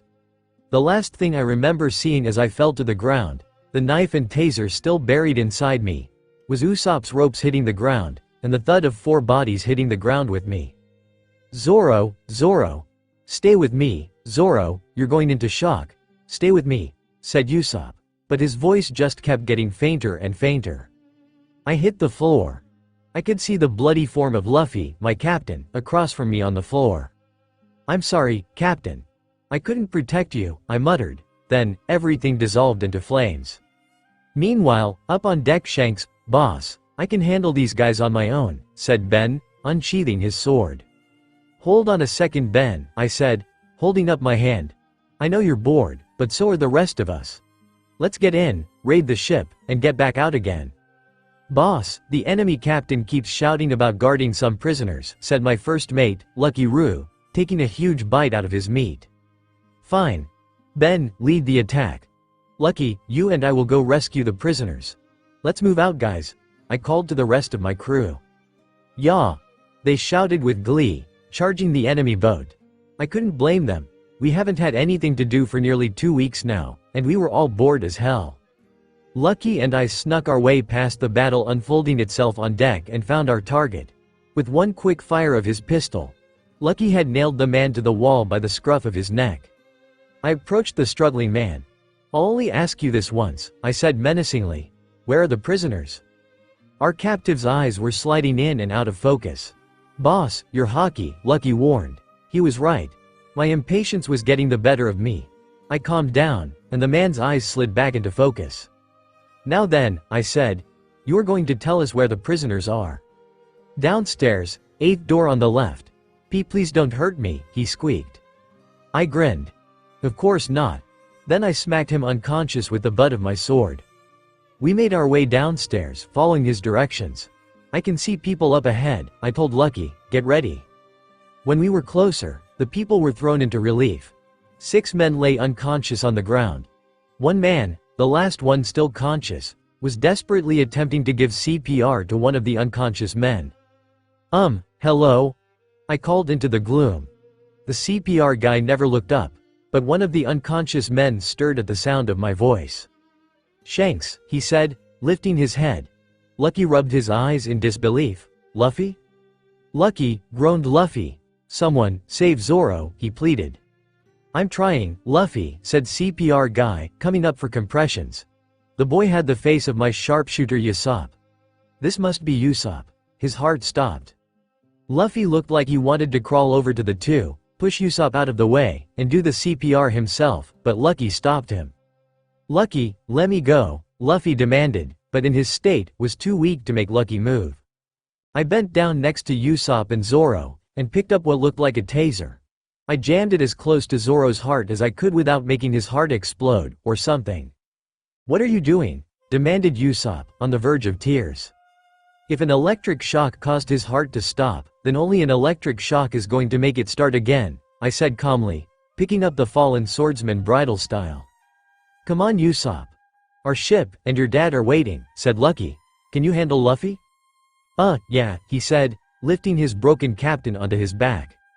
Shanks, Luffy said, erupting into a coughing fit on Usopp's back. Whoa there, easy Luffy, I said, signaling Lucky to lead the way. What is it? With his last breath of effort, Luffy lifted himself so that he looked me straight in the eye. I could see all of the pain, despair, and most importantly, fear in those eyes. Save my swordsman. Of course, Luffy, I said, turning to ascend to the deck. When we reached the deck, the fight was already over. Ben, we've got 2 patients for you, I called. Luffy's back, but he and his first mate are in bad shape. Bring them onto the ship, said Ben, grinning at the mention of Luffy. Dad? Said Usopp, scanning the crowd of my men. Usopp? Said Usopp. While the two had their family reunion, I noticed Redbeard stir. If I can't have Straw Hat Luffy's bounty, then nobody can, he said, pressing a button on his controller thingy. Luffy and Zoro jerked in their sleep while Usopp flat out collapsed. What happened? I demanded, kneeling over Usopp.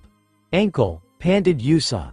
Sure enough, a sea stone decorated bracelet with 3 capsules was firmly attached to Usopp's ankle. Luffy and Zoro had identical bracelets. I watched as the purple liquid inside the capsules slowly drained into Usopp's ankle. Get those bracelets off them, Ben warned, yanking at the one on Luffy's ankle. That's a lethal poison in those capsules. Too late, said Usopp, slamming his fist into the deck next to his son. I readjusted Zoro in my arms. Get them on the ship. Ben, you're up. Nami, there's a ship coming off the starboard bow, Robin called from the crow's nest. What does the flag look like? I shouted up at her. A skull Witwo crossed swords, said Robin. It would appear to be the red-haired pirates. I've heard that those guys are friendly if they share the same views as the people they meet, I told the rest of the crew.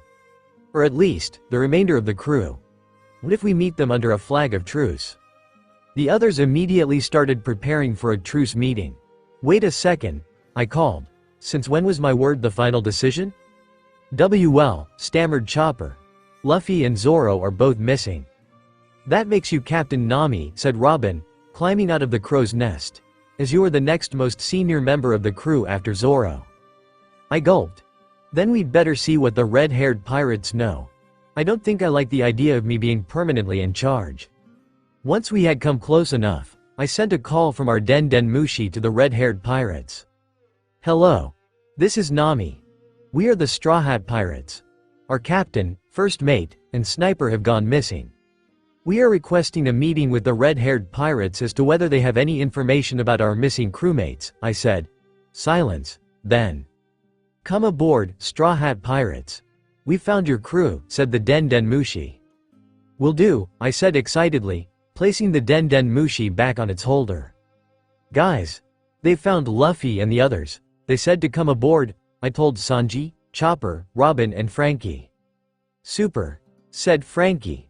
I dropped the anchor. Ready when you are, Miss Captain. At that moment, walkways dropped from the red-haired pirate's ship onto ours and we climbed aboard.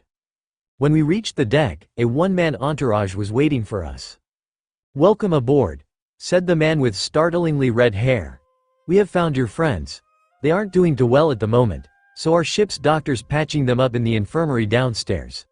You can go see them if you like, or you could ask us all the questions I can see Miss Redhead here is dying to ask me, he said, winking at me. Red-haired Shanks, said Robin, your reputation precedes you. Red-haired Shanks did a mock bow. When he did, his cloak shifted slightly. I placed a hand over my mouth in horror. What happened to your arm? I stammered, pointing at his left arm. Or at least, what should have been his left arm? For all that remained of his arm was a small stump. Shanks felt his stump. This old thing? It's a long story. Hasn't Luffy told you how he got his hat? I shook my head. No, not really. I might have heard it from him before. The big man with the goggles chuckled. That sounds just like Luffy to leave out an important detail of his life like that. What's one of the 4 emperors doing out here in the first half of the Grand Line? Asked Robin. Sightseeing, Shanks said vaguely. It was pure luck that we raided the ship that Luffy, Roronoa Zoro, and Usopp were being held prisoner on. That brings us to my question, said Sanji. You act like you know Luffy, and you helped him and our other friends. Why? The big man and Shanks chuckled. Luffy really didn't tell you anything, did he? Said the big man, taking a bite out of a leg of meat in his hand. Sanji shook his head. So did Chopper, Robin and Frankie. But I knew. I knew very little about it, but I still knew. Luffy's an old friend of ours, said Shanks. I lost my arm 10 years ago to a sea king that nearly swallowed Luffy. I'm the reason he wanted to become a pirate, I'm the reason he has that hat, and I'm the reason why he has devil fruit powers. Come on, said the big guy with the meat. We can tell you the details of the story downstairs in the infirmary. We followed the 2 older pirates down to the infirmary. The room was big and spacious, the only 3 occupied beds beside the windows occupied by our 3 missing crewmates. Luffy, Zoro, Usopp, I cried. What happened to them? Demanded Sanji. The captain of the ship they were being held prisoner on installed those bracelets you see on their ankles, said Shanks, indicating a silver bracelet decorated with what looked like sea stone firmly secured on Usopp's ankle. Zoro and Luffy had identical bracelets. When he pressed a button, the capsules on the bracelets were injected into their ankles. The capsules contained lethal poison. I collapsed onto one of the vacant beds and rested my head in my hands. After all this, after all we did to keep Luffy alive. And now this happens, Sanji agreed, lighting a cigarette. Zoro, Usopp, you idiots, now we have to save you with Luffy, Frankie chuckled weakly. Chopper turned to the other man who I assumed was the ship's doctor. I'm our ship's doctor. Please, if there is anything I can do to help you in any way possible, I would like to help. The doctor smiled. Thank you, Mr. Talking Reindeer. Chopper looked like he was in the 7th heaven. The doctor looked very confused. What did I say? He's happy that you know he's a reindeer, I said, amused. Most people say, the deer talked, or, the raccoon dog talked, when they first meet Chopper. The doctor scratched his head.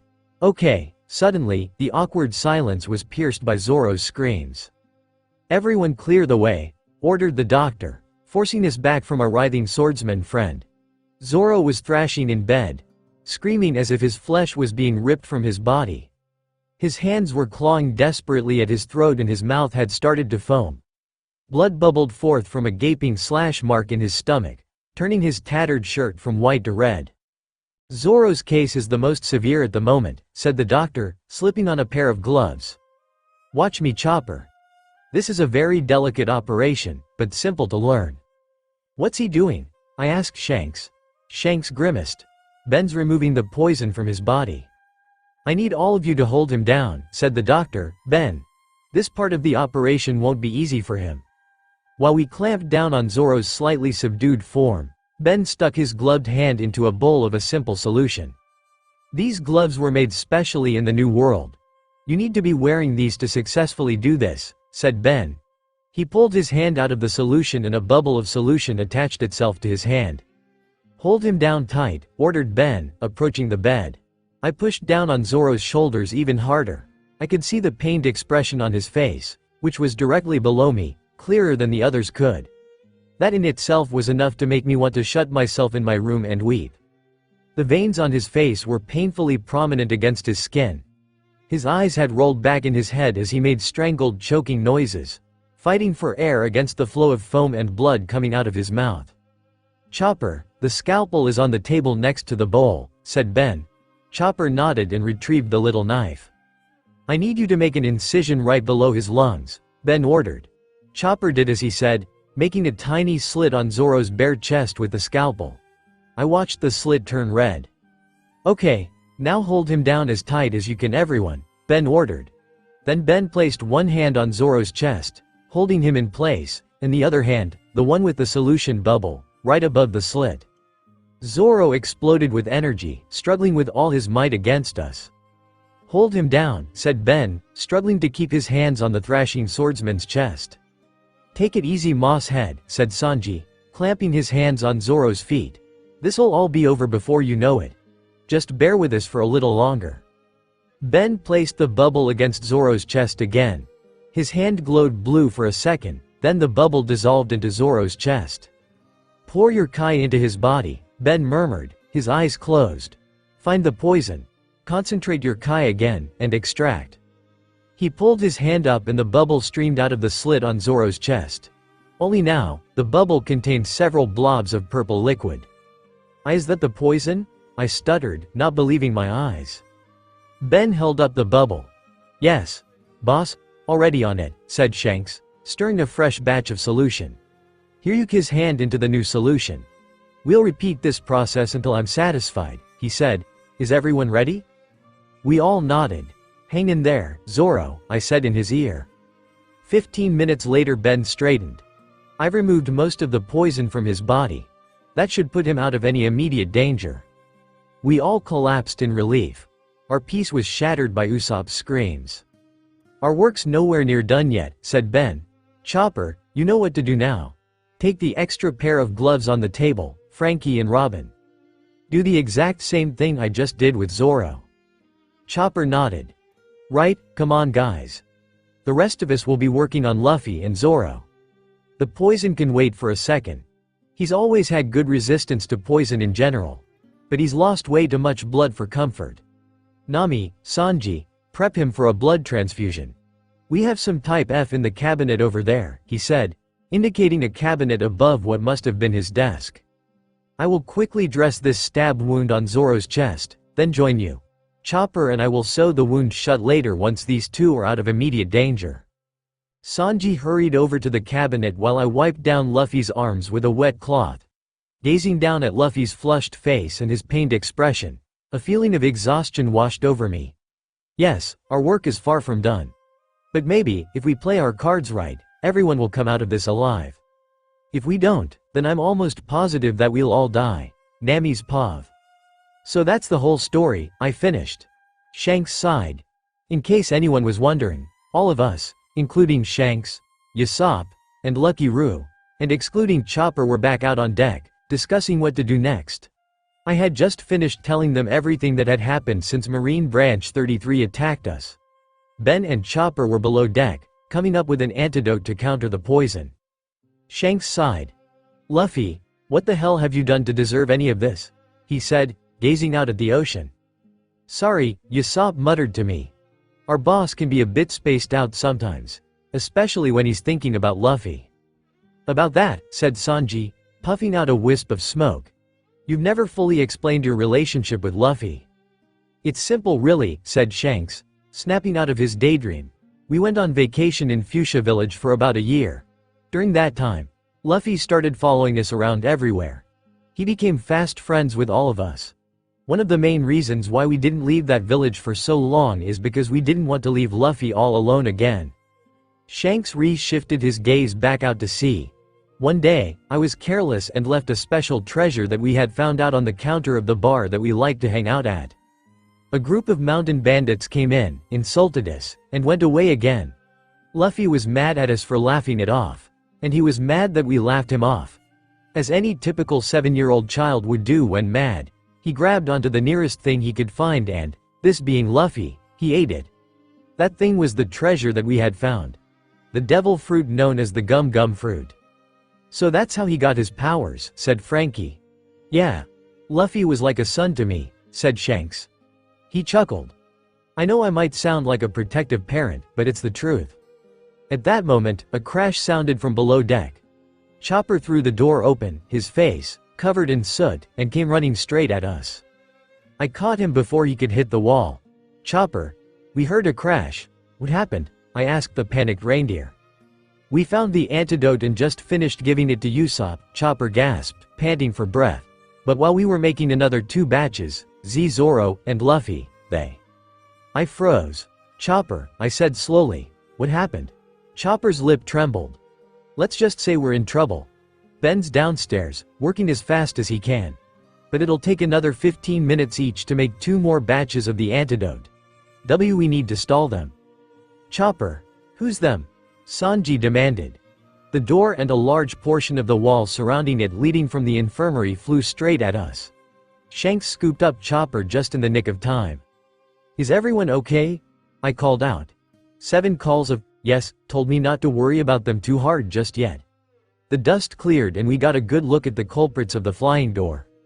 I clasped my hands over my mouth in shock, tears swimming in front of my eyes. No. Frankie clenched his fists. What the hell? Chopper trembled. I tried to tell you. Robin stared in shock. That's impossible. But it wasn't, for there in what used to be the doorway stood Luffy and Zoro. They both looked as white and sickly as they had when we left them. But now something had changed. They both crouched into fighting stances, snarling at us as if we were their new prey. Zoro had managed to find 2 of his swords, both of which he had gripped in his hands, poised to slice through whatever got in his way.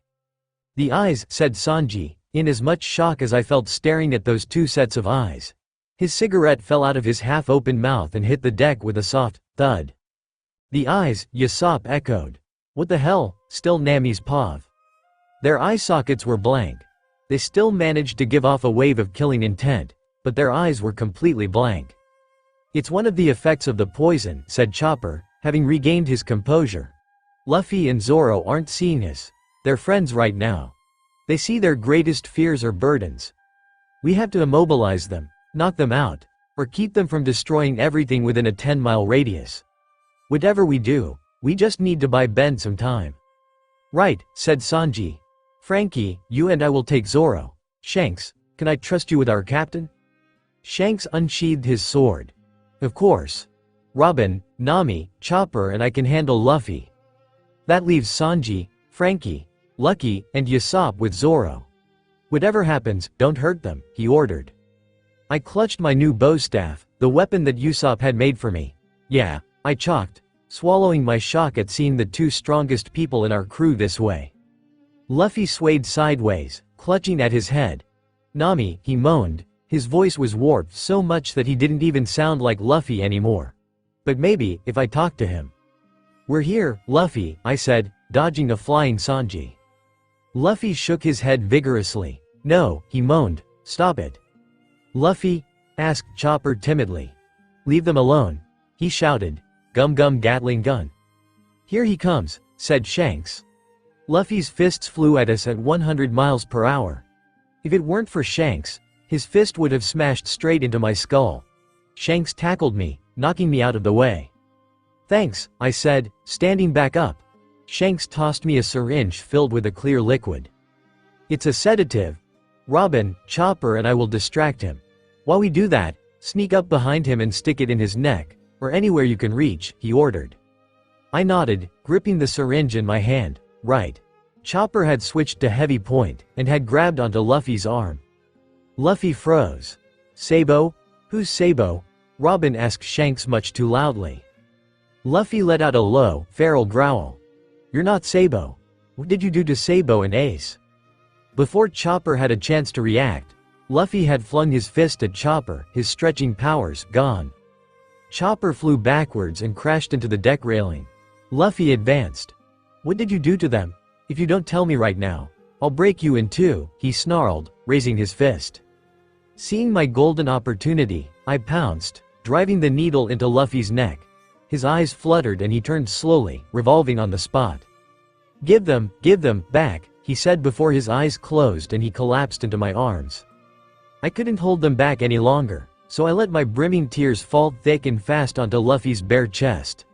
I pulled his unmoving body into a hug. "Luffy." I felt a hand on my shoulder.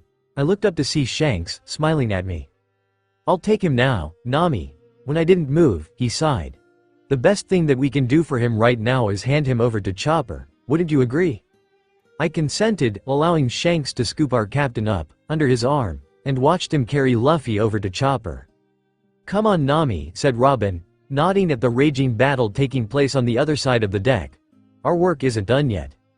Sanji's POV flipped into the air, allowing Frankie a chance to fire his missiles at Zoro. "Coup de burst," Frankie shouted. But Zoro dodged them with ease, appearing in front of Frankie seconds later. 360-pound cannon, he roared, sending Frankie flying into the mast. I sent a kick straight at Zoro's head, but he blocked it with his swords, knocking off my balance, and sending me crashing into the opposite wall. I struggled to stand from the wreckage as Zoro walked slowly towards me. I stood up. Zoro's blank eyes were trained on me, ready to cut me into pieces should I make any sudden movements. "Take it easy Zoro," I said calmly, "nobody's going to hurt you." I took a step forward.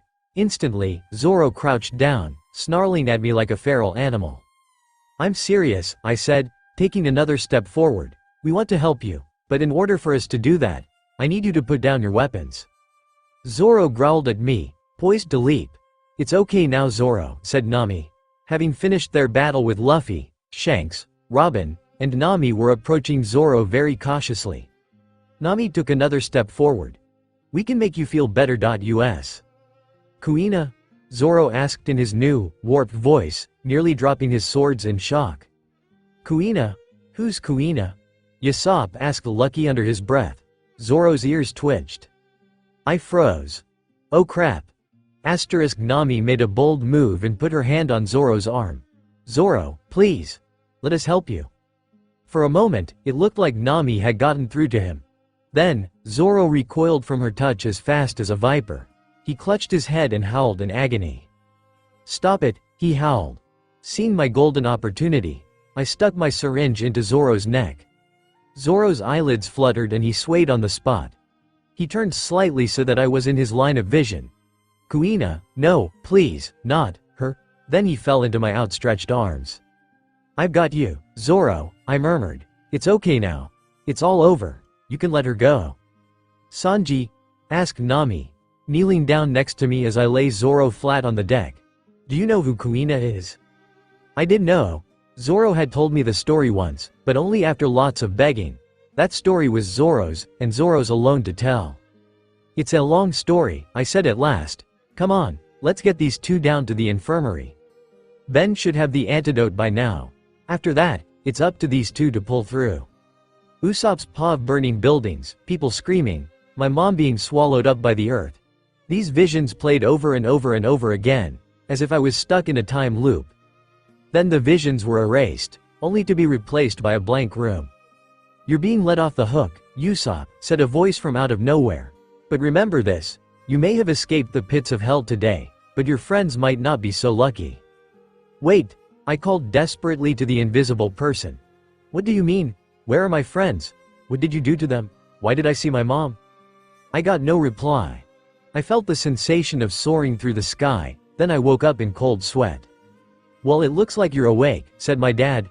"Why yeah," I said, pushing myself up in bed. "Now I remember, Luffy, Zoro and I were held prisoner. We must be in the red-haired pirate's ship infirmary right now. Where are my friends?" My dad nodded at the bed next to me. Zoro lay in the bed, struggling against invisible weights pressing down on his body. His face, white as a sheet, was drenched in sweat. In the next bed over was Luffy, looking like he was in just as much pain as Zoro, and also white as a sheet. Oxygen masks fed air into both restless bodies. "You may have escaped the pits of hell today, but your friends might not be so lucky." "Dad, isn't there anything we can do to help them?" I demanded, trying to swing my legs over the side of my bed. Two things stopped me. One, I instantly felt lightheaded and my arms felt as if they weighed 100 pounds. Two, my dad pushed me back into bed. Take it easy, Usopp. The antidote to the poison hasn't finished working its magic on you yet. Ben just gave both of them the antidote. Now it's up to them to survive, said my dad. I tried to protest, then stopped. He had a point. Fine, I said, lying back against my propped-up pillows, and so we waited. Meanwhile, in the mind of Roronoa Zoro's Pav, I opened my eyes to absolute darkness. Where am I? I demanded. Greetings, Roronoa Zoro, said a voice from somewhere above me. Welcome to living hell, said another voice. My world of darkness dissolved. When the world around me reappeared, I could feel my windpipe caving in on itself. A thick rope formed a noose around my neck. My hands were chained to enormous, heavy weights at the bottom of the glass tank I was in. A strong-smelling, bubbling, green liquid hissed menacingly below me. Let's see how well the famous pirate hunter Zoro can handle the tortuous pits of hell, cackled the second voice. The level of liquid started to rise, sending steam off my arm shackles. The liquid looked like acid, which meant that I was in some serious trouble if that stuff touched me. With great effort, I lifted up my arms to try and slip myself out of my noose. The rising acid level stopped, then shot straight up to the top, engulfing me completely in the stuff. I opened my mouth in a silent scream. Pain burning at every inch of skin on my body was cleaving itself into my flesh, tearing it from my body. When I felt like I really was facing the end, the tank of acid dissolved back into darkness. You have some friends with you, Zoro, said a new voice, but I knew that voice. I knew it very well. Kuina? I asked, relieved that my voice, along with the rest of me, though dry, burned and raspy, was still there. Sure enough, Kuina was walking towards me in the darkness. She smiled. Ready for your 2002 loss in a row?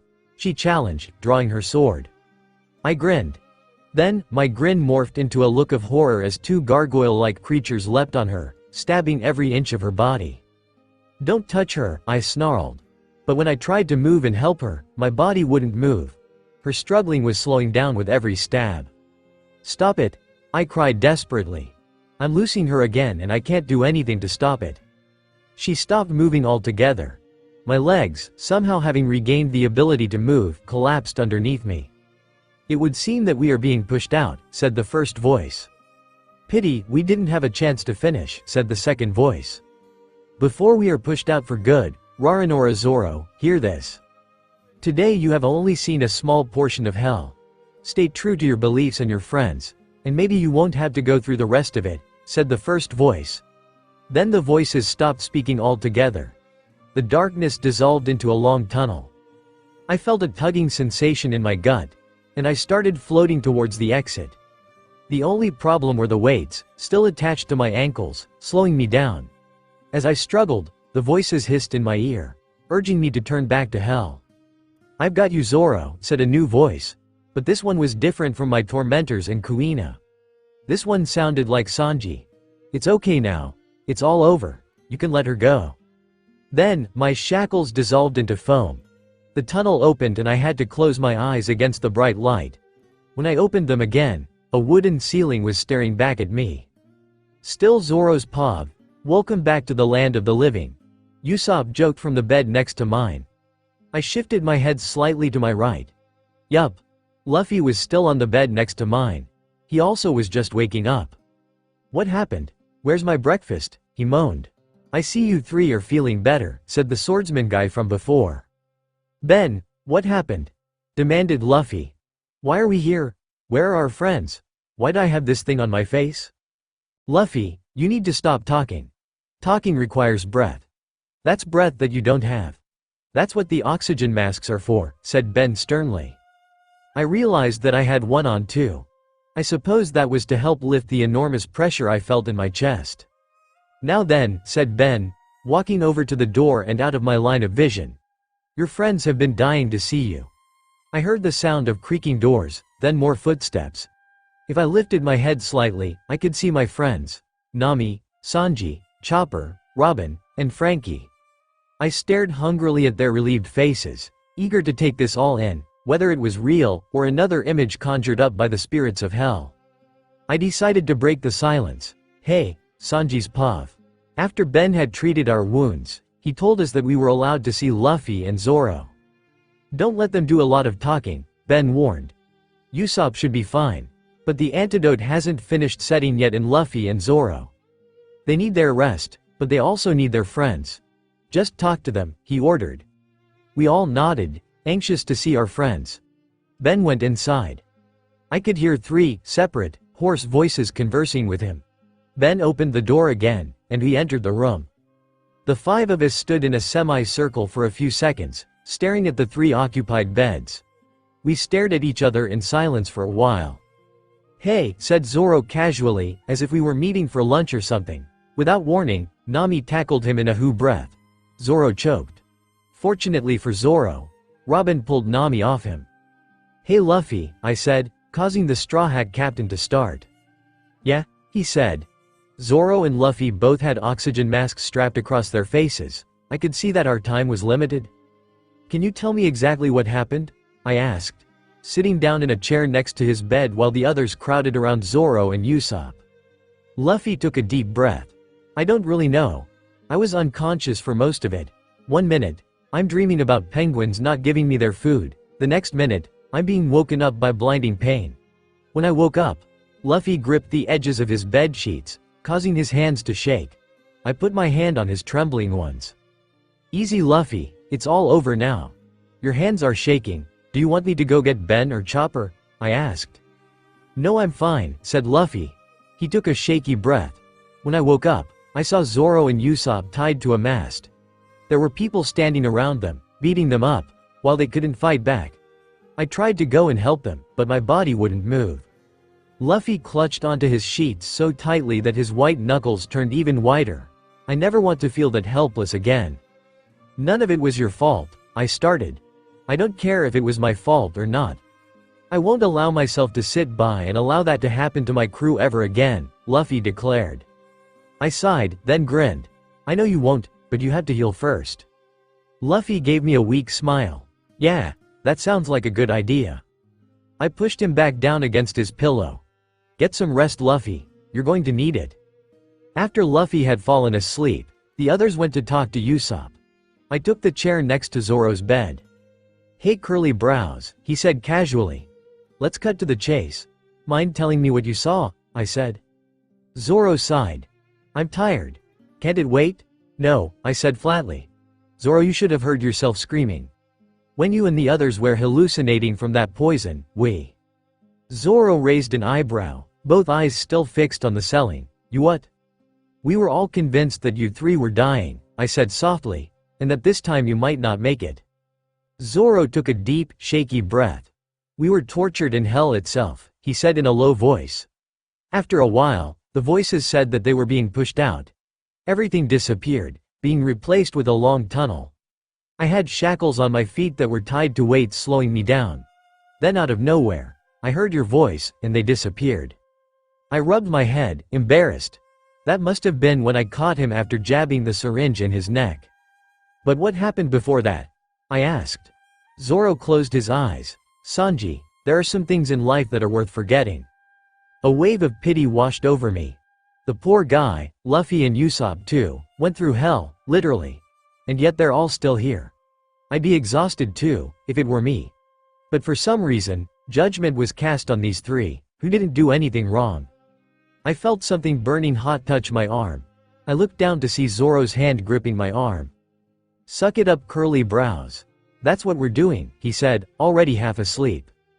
I smiled. I intend to, moss head. Luffy's pav. I was lying in bed, staring at the ceiling, and trying to deal with the icy pain running its sharp nails down my chest, and with how incredibly hot it was in here, when I heard the sound of a door opening.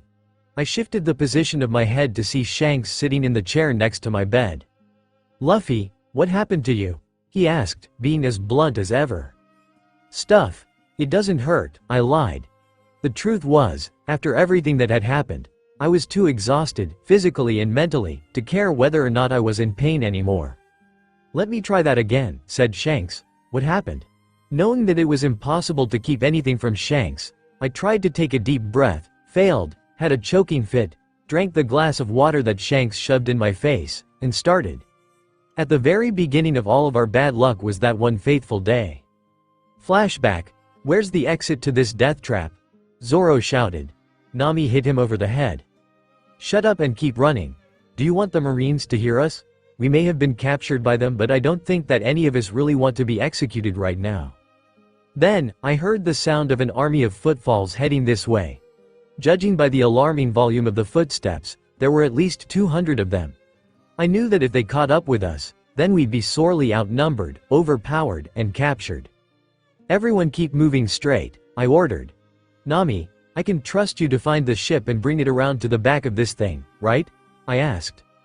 Nami nodded. Yeah, but why? What are you going to do? Figure out how to prevent these guys from following us, I answered her. And how do you plan on doing that, Captain? Asked Robin.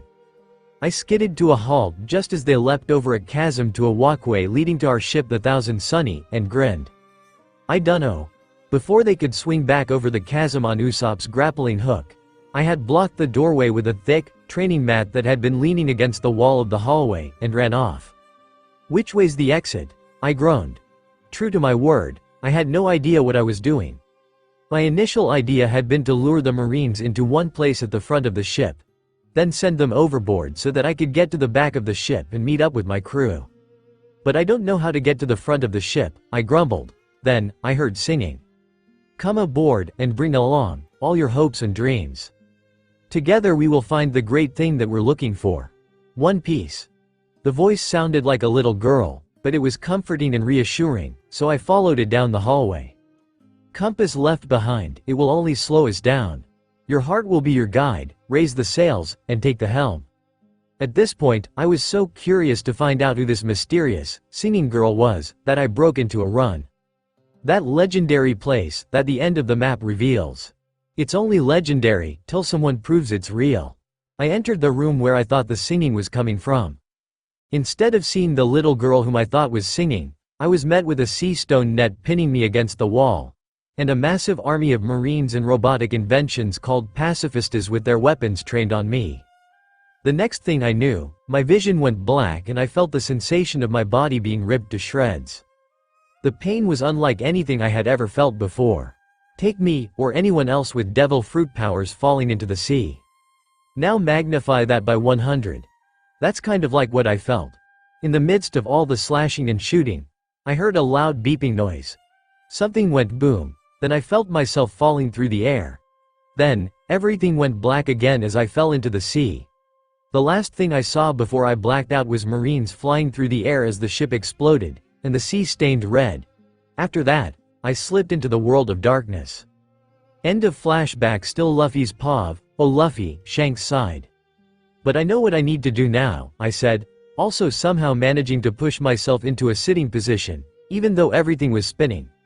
I was nearly torn apart, limb from limb, by those Marines when something exploded.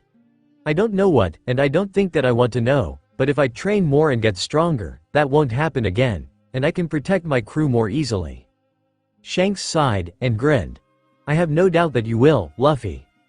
He stood up and strode towards the door. He stopped and looked back at me one more time. I look forward to the day we face each other in the new world, Monkey D. Luffy. Then he was gone.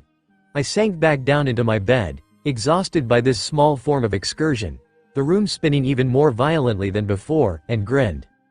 Me too, red-haired Shanks, I said sleepily. With that, while wrestling with the phantom pain and the living nightmares from my fever dancing above my head, I slipped into another dreamless sleep. Nami's POV. Are you sure you don't want to stay any longer? Asked Percy. Percy had come to see the red-haired pirates and us off as we made our separate ways. No thanks, I said. We really need to keep moving now that Luffy's healed, and the log pose has reset itself. I guess so, said Percy. He handed me a small pouch. Here, it's a present. This is darkness powder. It's only made on Paradise Island. Through the stuff on the ground if you need a distraction so you can make a quick getaway.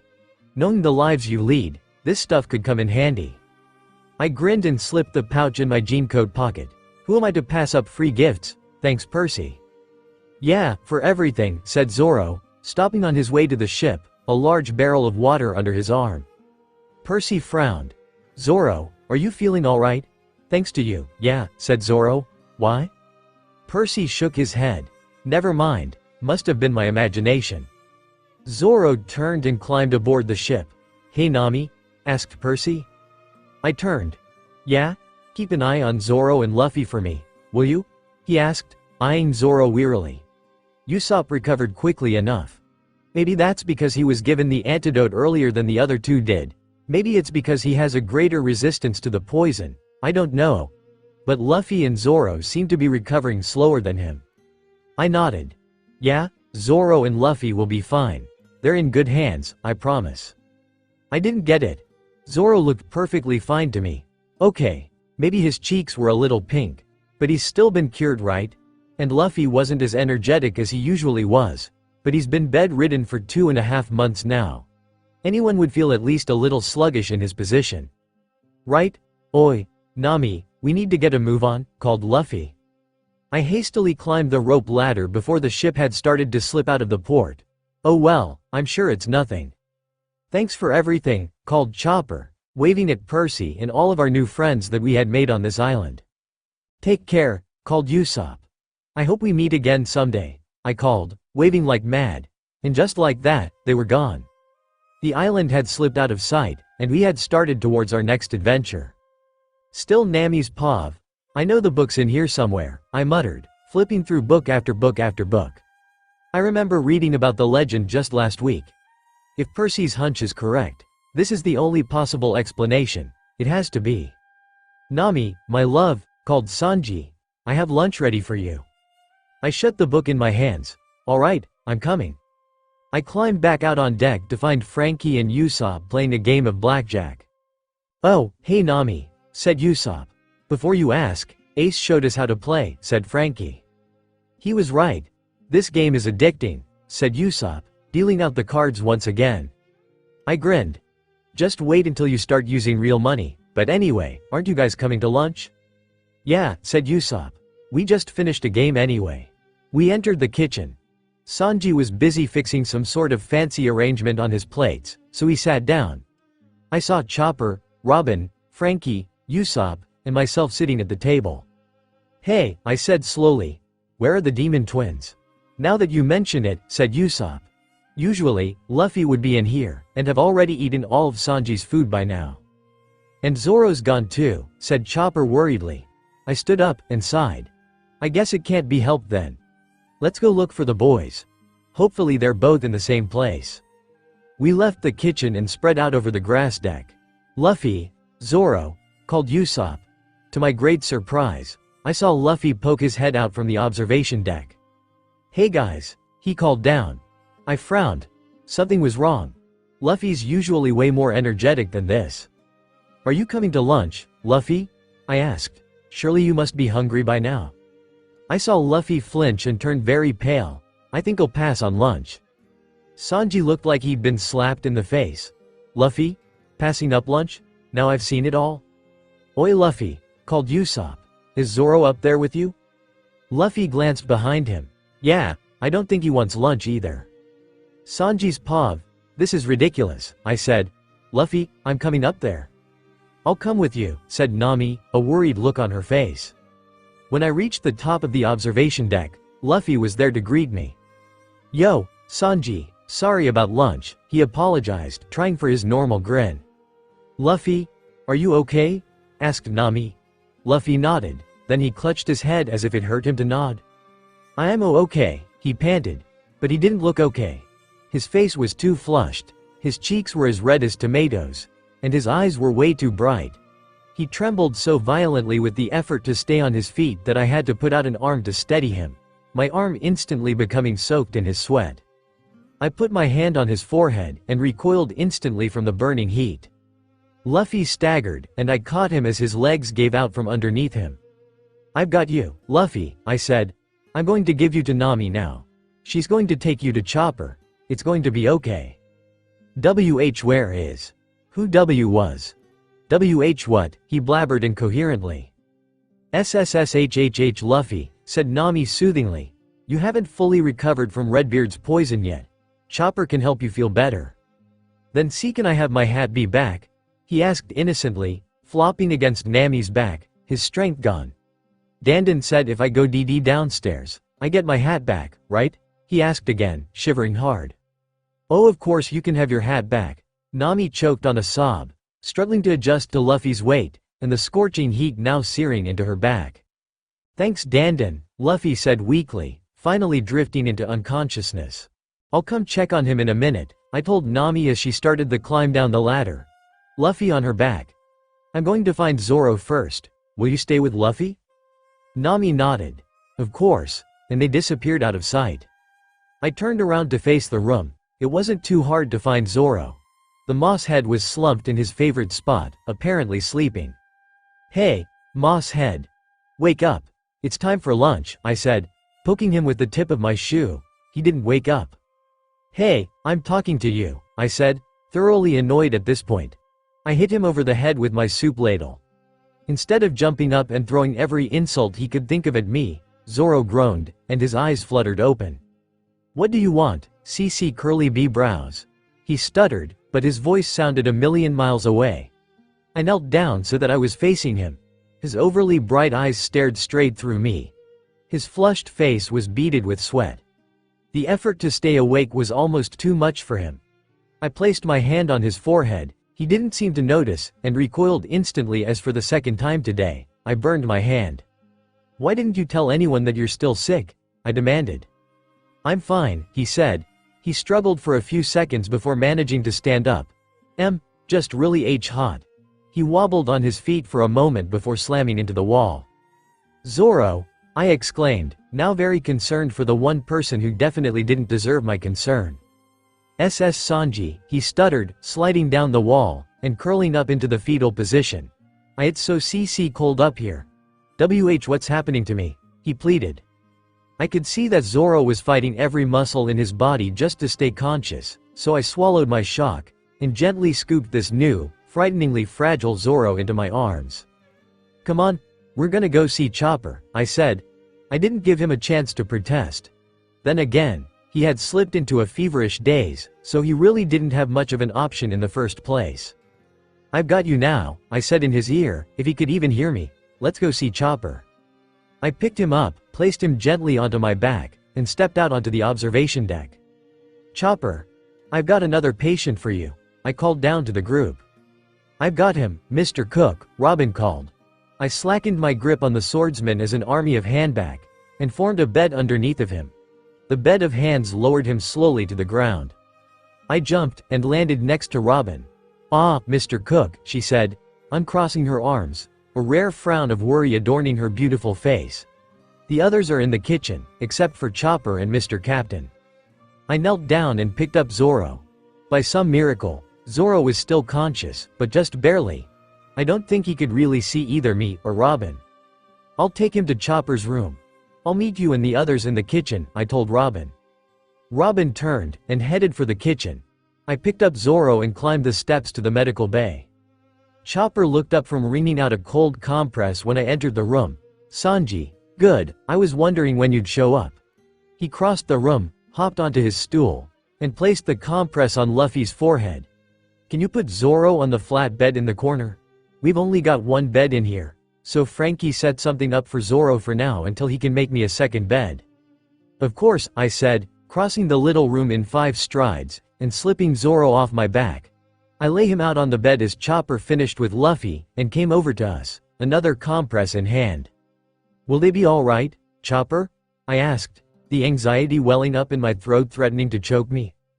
They'll be fine as long as they stay in bed for at least another week, and take the medicine I give them every day, said Chopper, having finished giving the compress to Zoro, and checking his temperature. 108.88 degrees, he muttered. That's not good. He seemed fine earlier, I said. So did Luffy. How did their condition get so much worse within a couple of hours? Chopper's frown intensified. That's what I'm trying to figure out. I still haven't gotten a complete breakdown of that poison yet. Zoro groaned. Crap, I thought. I forgot that he's still conscious. Where am I? He said weakly. You're in the medical bay, said Chopper, hopping onto the chair in front of his desk, and beginning to throw ingredients into a bowl. You collapsed on the observation deck. How are you feeling? Be burning, he panted, his eyes sliding in and out of focus due to a lack of sufficient oxygen being transported to his lungs. You dumbass, I said. You got a ridiculously high fever. Oh, he said, this bit of information having absolutely no effect on him whatsoever. Chopper finished mixing together his concoction, poured it into a cup, and hopped off his stool. Sanji, can you help him sit up? I stooped down and put my hand just below his neck. Ignoring the scalding heat that was radiating from his body, I put my other hand on his stomach, and slowly raised him into a sitting position. Chopper raised the cup to Zoro's lips. Drink this, he ordered. This should make you feel a little better. With Chopper's help, Zoro managed to drink all of the medicine. His eyes closed, and his ragged breath deepened. I lowered him back onto his bed, and stood up. Thanks Sanji, said Chopper. He hopped onto the stool next to Luffy's bed, and stuck a needle into his neck. Since Luffy's unconscious, I had to give him the medicine in hypodermic form, but it will work just as well as drinking it. You should go ahead to the kitchen. That's where the others are. I'll stay here with Luffy and Zoro. I hesitated. Are you sure? I asked. Chopper, reading my situation perfectly, looked up, and smiled. There it was, the smile that told us that Dr. Chopper was in charge now, and everything was going to be okay, whether Death wanted it to be, or not. I can't count how many times Luffy, Mosshead, and I have come within an inch of death, only to cheat death over and over again, courtesy of Chopper. Yeah, asterisk nagged my conscience. But Luffy and Zoro haven't come this close to death since before we met Chopper. Sanji, said Chopper, busying himself with checking Luffy's blood pressure. They'll be just fine. They're safe now. I'll go to my grave before losing our captain and our rock. It's okay, you can go now. I nodded, and grinned. Right, thanks Doc. And I left the room, Chopper shouting, Bastard, that won't make me happy, you jerk. I opened the door of the kitchen to find the others waiting for me. How are they doing? Asked Usopp worriedly. I sighed, and sat down on the sofa. Not good. They've both got high fevers, but we should put our faith in Chopper to keep them alive. He's done a damn good job of it from since we met him, up till now. Leave it to Chopper to save the day, said Nami, grimacing. Hopefully, he won't need to struggle to keep them alive. I think I found the answer to all of our bad luck. She slapped a thick, leather-bound book onto the table. It's in here, she explained. I heard Luffy telling Shanks what happened to him before we found him in the water. Everyone shuddered. And he said he heard a girl singing. He felt compelled to follow the voice, and it led him into a death trap that he barely escaped with his life. Ever since then, we've had unnaturally bad luck, even for us, right? We all nodded. Nothing had ever been more true. Well, this book describes the legend of the Stargirl. According to this legend, the Queen of the Stars had a little sister. This little sister loved her big sister more than anything in the world, but one day, pirates kidnapped her sister. 4 months later, the crew was caught in a huge storm. Everyone on the ship drowned, including the Queen of the Stars. For 3 days, her sister, the Stargirl, wept in mourning for the sister she had lost. She vowed revenge on any of those who waved a pirate flag, and has been cursing ships ever since. The captain of the ship hears a girl singing, and that's when the bad luck starts. By the time 5 months have passed, every member of the crew will have met a gruesome end. It always starts with the captain and his or her first mate kicking the bucket after 4 months, she finished. So Luffy and Zoro don't have much time left before something else happens that finishes off both of them, said Frankie. The 4-month deadline is in 1 week. Is there any way that we can stop it? In the legend, said Nami, leafing through the book. It says that the Stargirl's mother was the Queen of the Moon. The Queen of the Moon would take pity on pirates who turned to her for help, and would lift their curse. Her temple is on the next island. What's it called? Asked Usopp eagerly. I stood up. Everyone, set our course for Astral City, Sanji's Pav. Nami, there's land straight ahead, called Robin from the observation deck. Great, said Nami, looking up from the map she had been studying. Frankie, Usopp, prepared to dock. Everyone else, get closer so I can explain the plan. Robin and I stood on either side of Nami as she laid out her map of Astral City. She pointed to a small point on the outskirts of the island. There's a small cove here where we can hide the Sunny. From there, Usopp, Sanji, Frankie, Robin and I will make our way to the village here, she said, drawing a circle around a cluster of buildings at the heart of the island with her finger. From there, we'll split into 2 groups. Group 1, which will consist of Usopp and Sanji, will head north to the nearest bar or library to gather information on the temple. That leaves Group 2, Robin, Frankie, and me to head south. We're going down to the markets. We'll restock on supplies while we're there, of course, and keep our ears open for information while we're at it, she finished explaining. Good plan, Nami, darling, as always, I said. But if the rest of us are off gathering information, are we taking the demon twins with us? If we're not, what are we going to do with them? Don't worry, I've thought of that too, said Nami. Chopper's going to stay behind to guard the ship, Luffy, and Zoro. Can you go tell Chopper the plan? Of course, I said, already at the infirmary door. I reached to open the door when I heard a scream come from inside. I flung the door open. Chopper, what's going on? Chopper was standing on his stool next to Luffy's bed, attempting to calm him down while he thrashed underneath his sheets. Luffy's having a nightmare. Then, Zoro began to thrash and scream too. Zoro's probably having the same nightmare, said Chopper distractedly. I tried giving them a larger dose of the medicine. The dose I had been giving them wasn't doing anything, and then this happened. What can I do to help? I asked, striding over to Chopper's desk. Hold down Zoro, he said, growing bigger to keep Luffy on his bed. Try and calm him down. Right, I said, approaching the thrashing swordsman cautiously. I turned to look at Chopper.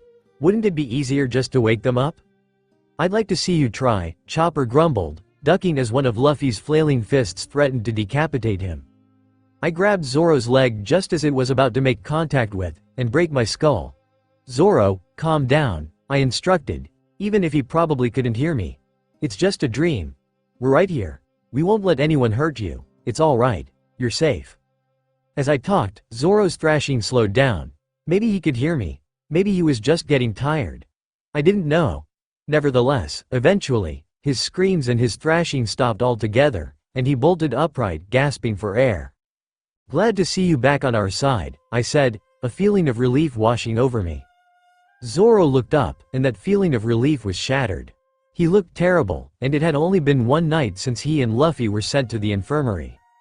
His cheeks blazed a brilliant pink, and large shadows drooped underneath his eyelids.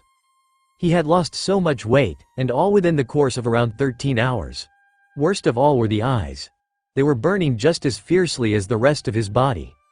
I wasn't entirely positive that he could even recognize me or anyone else in the room anymore. Glancing over my shoulder, I saw that Luffy, whom had wakened up as well, wasn't doing much better. I could see that if we don't win the favor of the Moon Queen, and soon, these two would be killed by the curse, and the rest of us were next. What are you staring at, curly brows? Zoro panted, his face shining with sweat. I chuckled weakly. You look pathetic, Moss Head. Sanji, Chopper, panted Luffy, having managed to push himself into a cross-legged position, propped up against the wall. Where are we? You're in the infirmary, Luffy, said Chopper gently. You passed out on the observation deck yesterday. You're still sick, so you and Zoro have to stay here for a little longer. Luffy shot a glance at Zoro and me. He tried to laugh, then doubled up and broke into a horrible coughing fit. Specks of blood darkened on his sheets. Hee hee, Zoro. You look terrible, he panted. Zoro scowled. So do you, he said, attempting to swing his legs out of bed. I put out my foot. You'll stay in bed if you know what's good for you, Moss Head, I threatened. Zoro's scowl deepened. Let him up, Sanji, said Chopper. Take him out on deck with you. He needs the fresh air. If he starts to feel dizzy, bring him back here. Zoro, will you tell him if you start to feel dizzy? Zoro nodded like an obedient child. Oi, he'd better get better soon. His fever's making him act weirder than normal, I said. Zoro completely ignored me. I want to come too, Chopper, Luffy whined, Chopper having stopped him from also swinging his legs over the edge of the bed, and leaving. Absolutely not, said Chopper, pushing Luffy back against the pillow. Your thrashing while you were asleep busted some of your stitches. You have to stay here while I fix them. Sanji, get out here now, roared Nami. Yes, Nami dear, I called. I grabbed Zoro's arm and pulled him up onto his feet. Come on, Zoro. Okay, said Zoro. Where are we going? We're going outside, I said patiently. This is gonna be great blackmail when he gets better. I opened the door to find everyone else standing in a circle around Nami as she explained the plan. Usopp turned around and spotted Zoro and me. Oi, Zoro's back. Zoro blinked. Back? Where'd I go? Hee hee, such a kidder, aren't you, Moss Head? I chuckled. Don't mind him. He still has a high fever. Chopper sent him outside with me to get some fresh air. What about Luffy? Asked Robin. Chopper had to fix some busted stitches, I explained. How close are we to Astral City? Nami pointed out in front of her. I turned. Sure enough, the island was coming up fast. Frankie was up at the wheel, steering the Sunny towards a point about 35 degrees starboard. That must be our cove. Everyone, prepare to dock, ordered Nami. Everyone sprang into action. As we pulled into the secluded little cove, Robin furled the sails, and Usopp lowered the anchor. Chopper, can you come here for a sec? Called Nami as we all prepared to leave. The door of the infirmary swung open, and Chopper, followed by Luffy, came outside. Hey, Luffy. How are you feeling? Asked Usopp as Luffy followed Chopper over to Nami. Luffy squinted his blazing eyes at Usopp and said, perfectly seriously, I'm fine, Frankie. I chuckled. Usopp looked slightly taken aback. That's not Frankie, Luffy, Chopper said patiently. Are you sure? Asked Luffy. Yes, said Chopper, that's Usopp. Oh, said Luffy. Sorry, Usopp. That's okay, said Usopp, hoisting his pack onto his back. While Nami explained the plan to Chopper, I watched, as Luffy turned even paler than he already was, rushed to the rail, and vomited into the ocean. Oi, Chopper, I said, pointing at his patience. Zoro had started swaying violently, only to be caught by Frankie. I've got you, Zoro, said Frankie, propping him up on the bench. Chopper took Luffy by the hand, led him to the bench, and propped him up next to Zoro. Producing a blanket out of nowhere, Robin covered the demon twins, who were both shivering violently, and turned to listen to Nami. Luffy, Zoro, if you can hear me, I'm going to explain what we're doing here, said Nami, choking down a sob. We found out how to make you two better again. We're gonna go find the temple of the Queen of the Moon. She can fix you guys up, so don't give up. Then, Luffy grinned, a real grin this time. Our Nakamana are going to save us for sure. He turned to his right. Right, Zoro? Zoro nodded. Yeah, and we'll be there with them until they do. Nami managed a watery smile. Of course. I delivered 2 separate kicks to Luffy and Zoro's heads. That's for making Nami cry, you bastards, I said, only to receive a punch from Chopper. Sanji, give them brain damage. He scolded. Instead of pretending like nothing happened, which is what they usually would have done, Luffy and Zoro both keeled over onto the ground at Usopp's feet, but not before Zoro retched, and vomited a glistening pool of sick and blood all over my shoes. I said, stepping backward in disgust. Serves you right for hitting the sick, said Usopp smugly. Sanji, Nami said sweetly. Yes, Nami dear? I asked, eager to please my one true love. If you kick them again, I'll make sure you join them in the infirmary, she said venomously, still with that beautiful smile. Nami leaned over and slung Zoro's arm over her shoulder.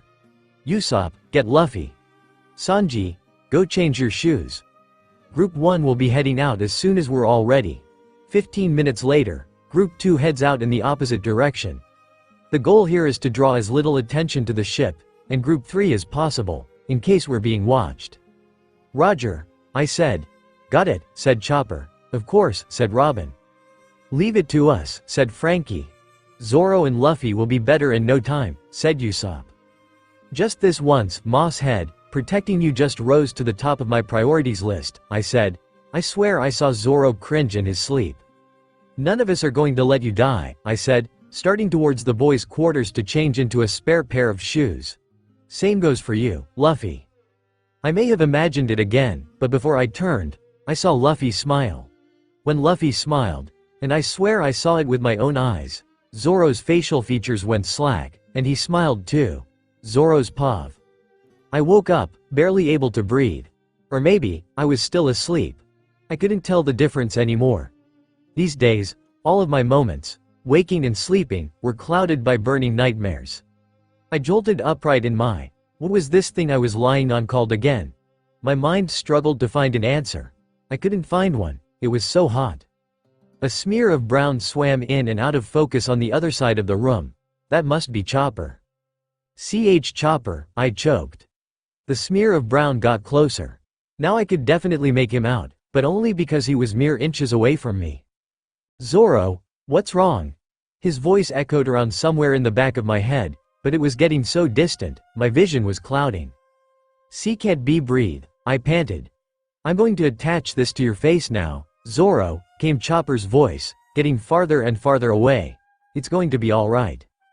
A cool, blissfully soothing wave of artificial oxygen swirled through my dry, empty lungs. Somewhere off in the distance, I heard a loud, retching noise. That must be Luffy. Luffy, I said, choking on the new, artificial oxygen now making its way through me. This was wrong. Luffy wasn't supposed to be in this much pain. I knew that much. Luffy was supposed to be energetic, our pillar of strength that we looked up to and protected. Aided by my newfound ability to breathe again, I pushed myself up. This is very wrong. Luffy's in pain. I tried to stand up, but found that my legs wouldn't make the move. My head felt so heavy, and it was so cold outside the warmth of my blankets. This simple excursion outside the protection of the blankets left me completely exhausted. I wanted to lie back down again, but intense pain twisted around my insides. I felt something creeping up my throat, so I ripped off the one thing that was providing me with that much-needed oxygen, and vomited the meager contents of my stomach onto the floor next to me. I got really dizzy again. The image of Chopper feeding something to Luffy blurred. Chopper, I slurred, the world around me fading to black. Please, save him. Chopper's paw just as I finished hooking Zoro up to an oxygen tank, and let myself relax for 1 second, Luffy started vomiting the contents of what little food he's actually eaten in the past day, which included today's dose of medicine, and his blood all over the bedspread, completely jump-starting my anxiety again. Easy Luffy, I said as soothingly as possible, while wiping his face, and his upper chest clean with a cool cloth. You need to calm down so that you don't throw up anything else. Ace, he murmured feverishly. When did you get so tiny? Maybe I shrank, I joked. If he was seeing Ace right now instead of me, then the hallucinations had already started. At least the morphine seems to be working its magic. Luffy, do you think you could drink this for me? I asked, holding up a cup of lukewarm water. Luffy opened his mouth obediently, and I slowly tipped the contents of the cup into his mouth. Good job. I need you to drink this too, then you can go back to sleep. Okay? I asked, holding up another cup. Luffy still had his mouth open, so I tipped the medicine into his open mouth. He took it without complaint. Thanks, Chopper, he slurred. Where did Ace go? He went out exploring, I said. He'll probably be back later. Oh, he said. He started to shiver. Here you go Luffy, I said, tucking the blankets up to his chin. Thanks Chopper, he slurred again. I'll be fine. Go help Zoro. I turned, and let out a gasp of horror. Zoro lay passed out, upside down on the floor, in a pool of vomit and blood. Zoro, I exclaimed. I switched to heavy point so as to pick up Zoro without any problems, and put my ear to his chest. He's still not breathing on his own, I said. This is bad. I don't know how long he's had the oxygen mask off his face. Acting as quickly as possible, I ditched the oxygen mask that I had been using before, and stuck 2 small, thin tubes up Zoro's nose, and turned on the flow of oxygen. There.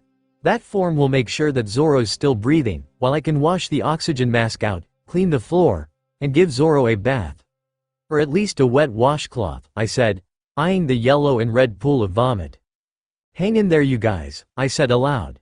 The others will be back soon with the information we need to make you healthy again.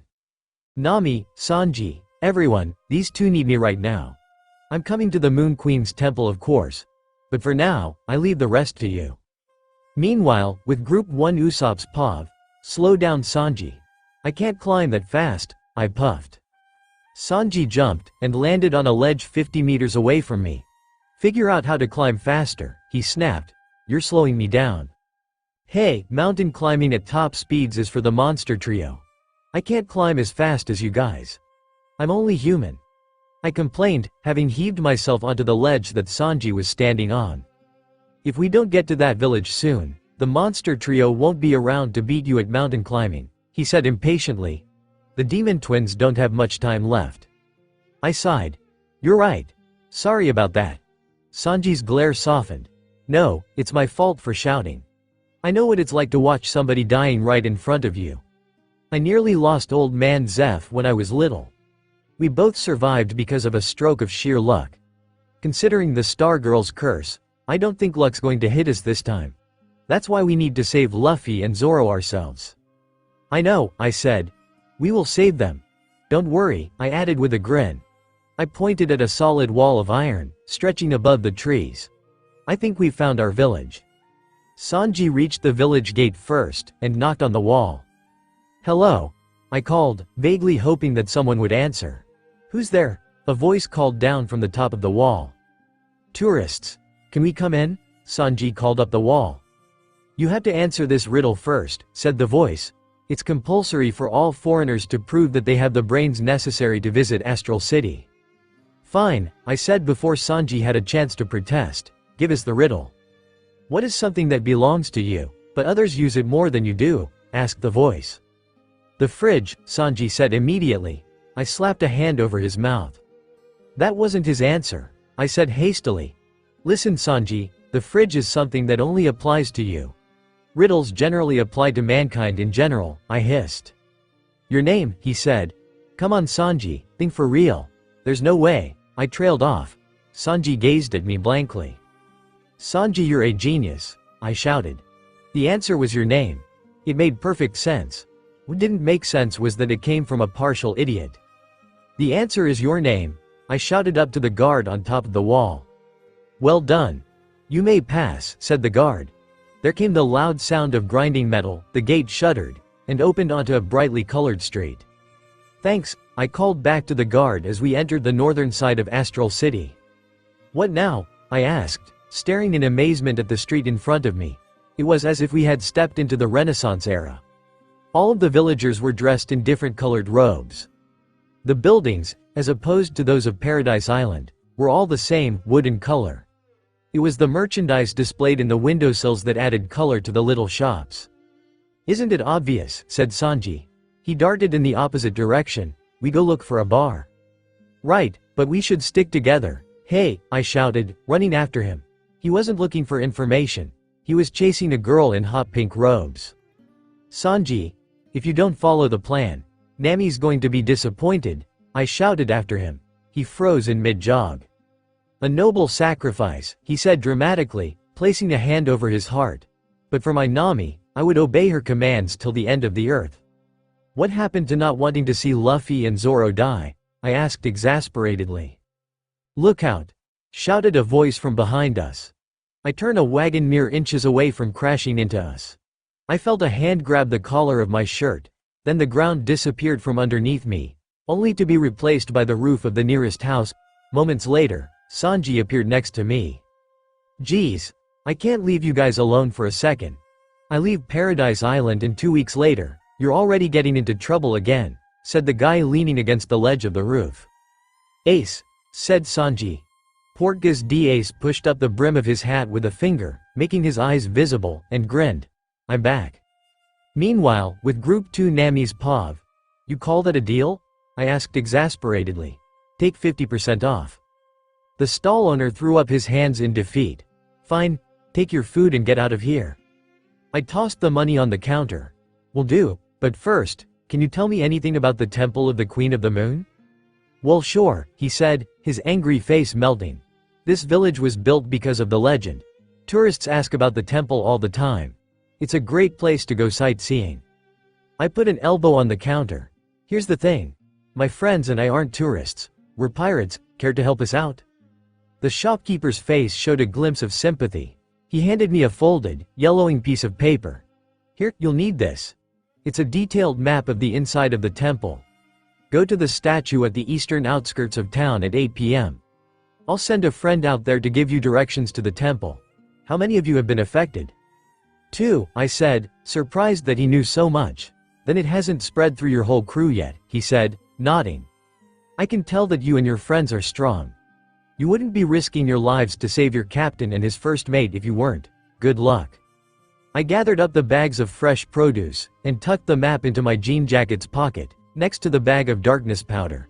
"Thanks, old man," I turned, and headed up the street to find Robin, who was immersed in deep conversation with a shriveled old lady, and Frankie, who was examining some scraps of metal in the shop behind her. "We'll need it."